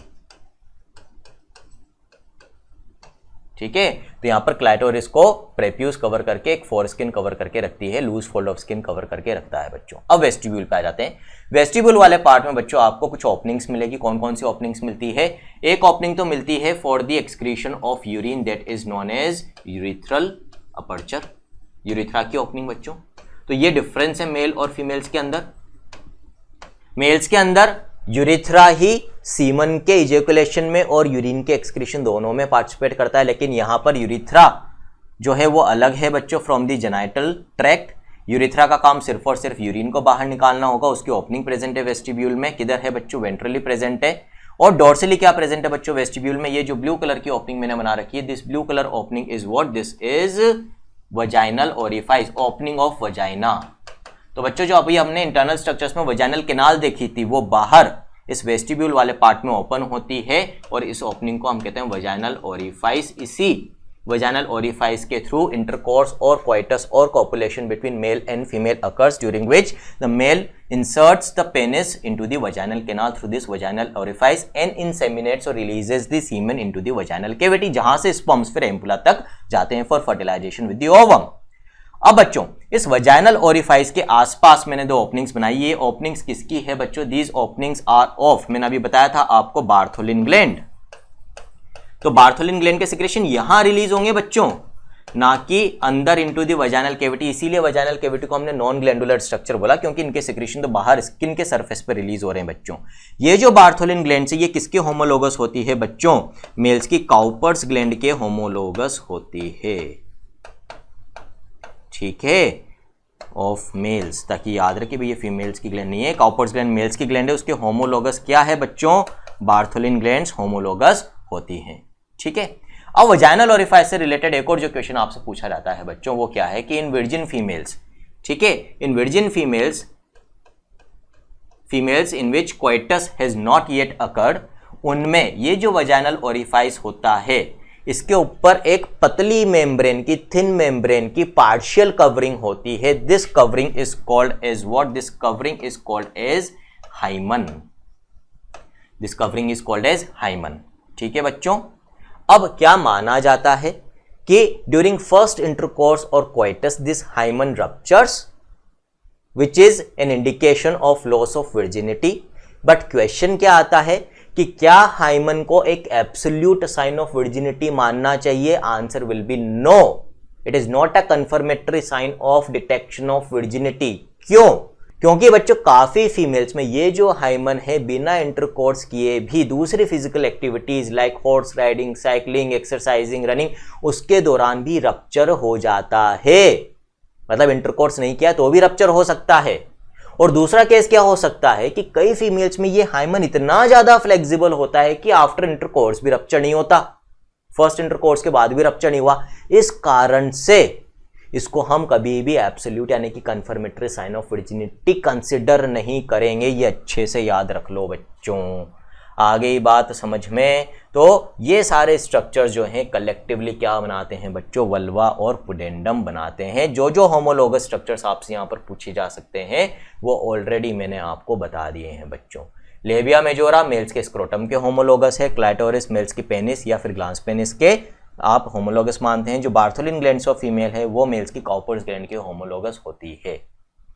क्लाइटोरिस को भी एक thin fold of skin cover करता है, दैट इज प्रेप्यूस। वेस्टिब्यूल वाले पार्ट में मेजर दो ओपनिंग्स है, एक यूरिथ्रा की और दूसरी वजाइनल ओरिफाइस पर हाइमन प्रेजेंट होता है, उसके आसपास बार्थोलिन ग्लैंड्स की ओपनिंग होती है बच्चों। जो लेबिया मेजोरा है वो outer fold of thick fold of skin है और उसके अंदर जो थिन फोल्ड होता है that is known as labia minora. Most ventrally mons pubis होता है, that is the part of skin where is a thick fat pad is present beneath the skin, और ऊपर क्या है? Hair, sweat and sebaceous glands are present. अब एक बार NCERT क्या कहती है उसको देख लेते हैं, रीड आउट कर लेते हैं बच्चों, ताकि कोई लाइन ना छूटे, कोई पॉइंट ना छूटे। ठीक है, तो the female external genitalia include mons pubis, labia majora, labia minora, hymen and clitoris. सारे स्ट्रक्चर्स देख लिए। Mons pubis is a cushion of fatty tissue covered by skin and pubic hair. जो हेयर प्रेजेंट होते हैं बच्चों इस area में उनको प्यूबिक हेयर कहते हैं। The labia majora are fleshy folds of tissue which extend down from the mons pubis and surround the vaginal opening. Clear है बच्चों? Labia minora are paired folds of tissue under the labia majora के अंदर की तरफ होते हैं. The opening of the vagina is often covered partially by a membrane called hymen. बता दिया. The clitoris is a tiny finger-like structure which lies at the upper junction of the two labia minora above the urethral opening. ये भी देख लिया हमने. The hymen is often torn during the first coitus intercourse. बता दिया है बच्चों. However, it can also be broken by a sudden fall और जोल झटका आने से गिरने से. Insertion of a vaginal tampon. Active participation. Vaginal tampon क्या होता है बच्चों? During menstrual cycle, females इसको insert करती हैं. Active participation in some sports like horseback riding, cycling, etc. In activities के दौरान भी इसका rupture हो सकता है. In some women, the hymen persists even after coitus. ये दूसरा केस जो मैंने आपको बताया था कि इंटरकोर्स के बाद भी हो सकता है कि persist रह जाए, रप्चर नहीं हो. इसी कारण से इसको एब्सोल्यूट साइन नहीं माना जाता virginity का. In fact, the presence or absence of hymen is not a reliable indicator or absolute indicator of virginity or sexual experience. ठीक है, तो बच्चों इस लाइन को अच्छे से मार्क कर लें, पूछी जा सकती है. तो ये बात होगी बच्चों फीमेल एक्सटर्नल जेनाइटल स्ट्रक्चर्स की. अब लास्टली जो आज के लेक्चर में अपने को देखना है वो क्या है बच्चों? अपने को देखना है मेमरी ग्लैंड्स. इसके पहले मैं आपको बता दूं बच्चों, बार्थोलिन ग्लैंड्स का वही काम है जो मेल्स में बल्बो यूरेथ्रल ग्लैंड्स का था. सेक्सुअल एक्साइटमेंट के वक्त उनके सिक्रेशंस रिलीज होते हैं outside over the skin surface. और जो एक्ट ऑफ कोइटस होता है between the male and female, उनमें मेल और फीमेल की जो एक्सटर्नल जेनाइटल स्ट्रक्चर्स होते हैं, कॉपुलेटरी स्ट्रक्चर्स होते हैं, उनके बीच में फ्रिक्शन को रिड्यूस करने का काम करते हैं बच्चों. ठीक है, साथ ही साथ हम देखेंगे जितने भी सिक्रेशंस है ना बच्चों, अभी अपन ने बात करी है मेल्स की ग्लैंड्स के सिक्रेशंस या अपन बात करें बार्थोलिन ग्लैंड के सिक्रेशन, इन सबका जो पीएच है वो एल्कलाइन होता है, बेसिक पीएच होता है.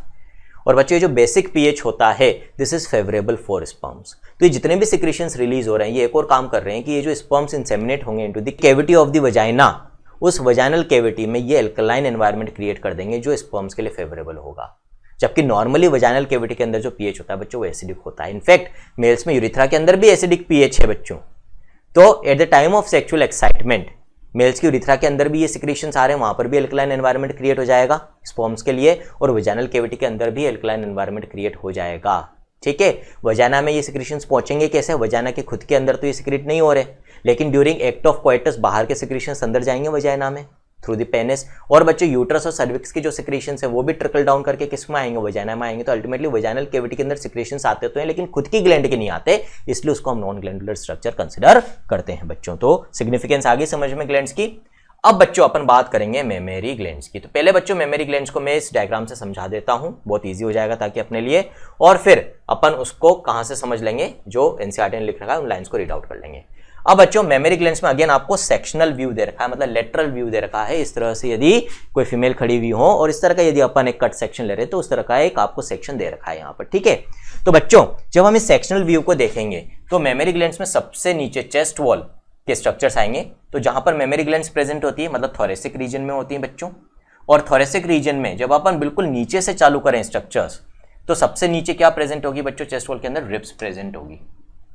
तो मेमरी ग्लैंड्स में सबसे नीचे रिब्स होती है बच्चों.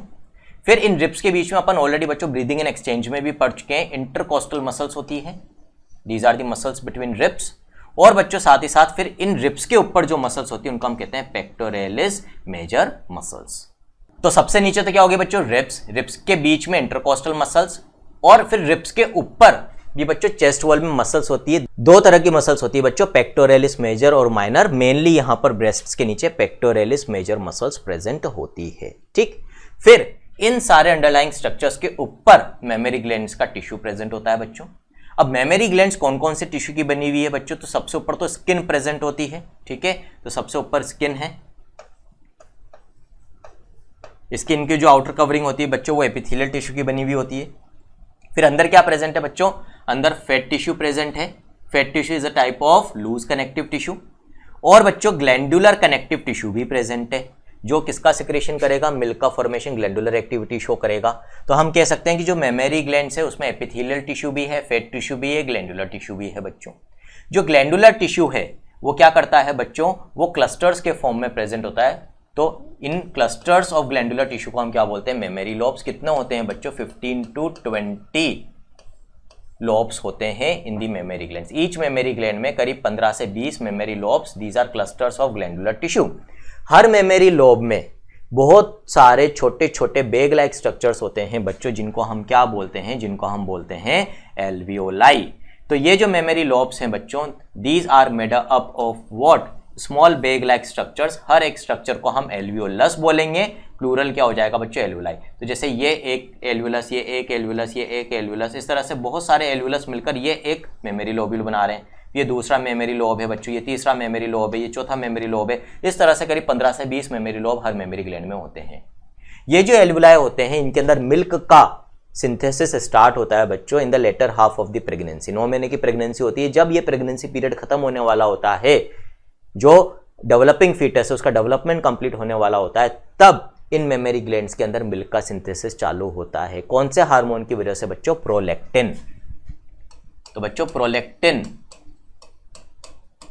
क्या है, मिल्क सिंथेसिस हार्मोन, मिल्क का फॉर्मेशन करवाएगा ये। तो नॉन प्रेगनेंसी पीरियड में बच्चों प्रोलैक्टिन का लेवल कम होता है, जिसकी वजह से मिल्क सिंथेसिस नहीं होता है। प्लस ये जो बच्चों एल्वियोलाई है ना, इनके बारे में भी वैसे आपको एनिमल टिश्यू में पढ़ा दिया जाता है, मैं एक बार यहाँ पर ब्रीफली बता देता हूँ। ये जो एल्वियोलाई हैं बच्चों, ये एल्वियोलाई भी जो ग्लैंडुलर एक्टिविटी रखते हैं, यहाँ पर मिल्क सिंथेसिस करते हैं, इनका फॉर्मेशन ड्यूरिंग प्रेगनेंसी होता है। नॉन प्रेग्नेंट स्टेट में ट्यूबुलर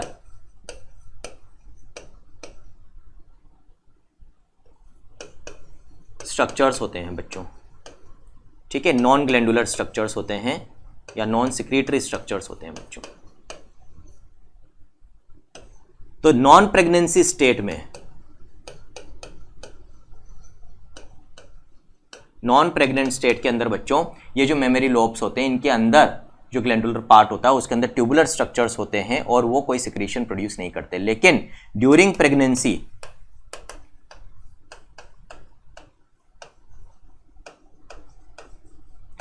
एल्वियोलाई डेवलप होते हैं जो मिल्क सिंथेसिस करते हैं। इसका मतलब क्या है, नॉन प्रेग्नेंट स्टेट में जो मेमोरी ग्लैंड्स होती है उनके अंदर जो secretory part, glandular part of the gland होता है, उसमें ट्यूबुलर स्ट्रक्चर्स होते हैं जिनसे मिल्क नहीं बनता है।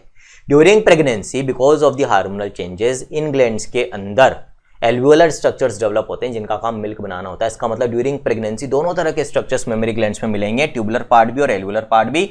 जब इनका रोल खत्म हो जाएगा, बच्चा बड़ा हो जाएगा, 1.5-2 साल का हो गया, जब अब वो फीडिंग नहीं कर रहा है, तो उसके बाद वापस से ये एल्वियोलर पार्ट रिग्रेस कर जाता है, सिर्फ ट्यूबुलर पार्ट ही मेमोरी ग्लैंड्स के अंदर रह जाएगा, वापस से वो नॉन मिल्क सिक्रीटिंग हो जाएगी बच्चों, ठीक है।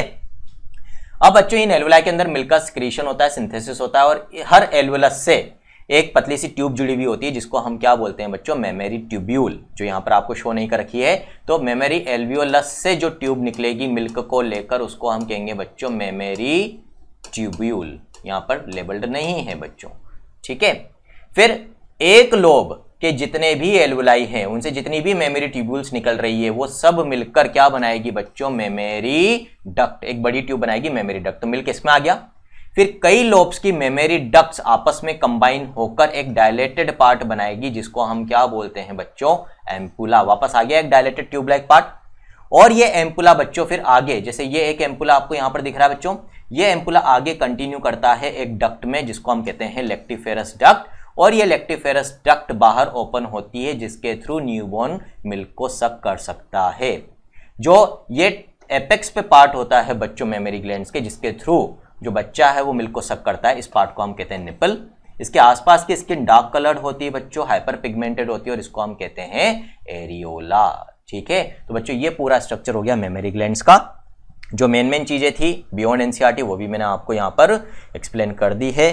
अब एक बार देख लेते हैं बच्चों कि भाई एनसीईआरटी क्या बोलती है मेमोरी ग्लैंड्स के बारे में, ठीक है। इसके पहले यहाँ पर ये भी देख लेते हैं बच्चों कि भाई ई सरल, जेई और नीट दोनों में ही लगातार अच्छे रिजल्ट्स देता रहा है बच्चों। बिना रिजल्ट्स के किसी की भी ऑथेंटिसिटी स्टैब्लिश नहीं होती है। तो ऑथेंटिसिटी तभी किसी की पता चलती है कि जब रिजल्ट्स अच्छे हों। बिना रिजल्ट्स के भाई क्या मतलब है, तो ई सरल सिर्फ ऐसा नहीं है कि बातें करते हैं। मैंने आपको शुरुआत में ही बोला था भाई मेरी जिंदगी का फलसफा ये रहा है कि बातों से लड़ने से कुछ नहीं होता, रातों से लड़ना पड़ता है। जब तक आप मेहनत नहीं करेंगे, रिजल्ट शो नहीं करेंगे, तब तक दुनिया आपको सलाम नहीं करेगी बच्चों। तो ई सरल ने रिजल्ट्स में भी परचम ले रहा है बच्चों, हमेशा से अच्छे रिजल्ट्स देता रहा है। यदि अपन नीट 2020 की बात करें तो भव्या शर्मा हिमाचल टॉपर, रैंक 1 रही थी बच्चों हिमाचल के अंदर, इसकी 685 मार्क्स आउट ऑफ 720 स्कोर करे। तो रिजल्ट्स की भी हमेशा अपन बात करें तो ये सरल अव्वल ही रहा है बच्चों। अब अपन बात करते हैं बच्चों मेमोरी ग्लैंड्स की। तो क्या कह रही है एनसीईआरटी यहां पर, functional mammary gland is characteristic of all female mammals. सभी फीमेल मेमल्स के अंदर आपको मेमोरी ग्लैंड्स मिलेगी, मेमल्स का कैरेक्टरिस्टिक फीचर होता है बच्चों ये। The mammary glands are paired structures, breasts that contain glandular tissue and variable amount of fat, पढ़ लिया हमने। The glandular tissue of each breast is divided into 15 to 20 mammary lobes, ये भी देख लिया।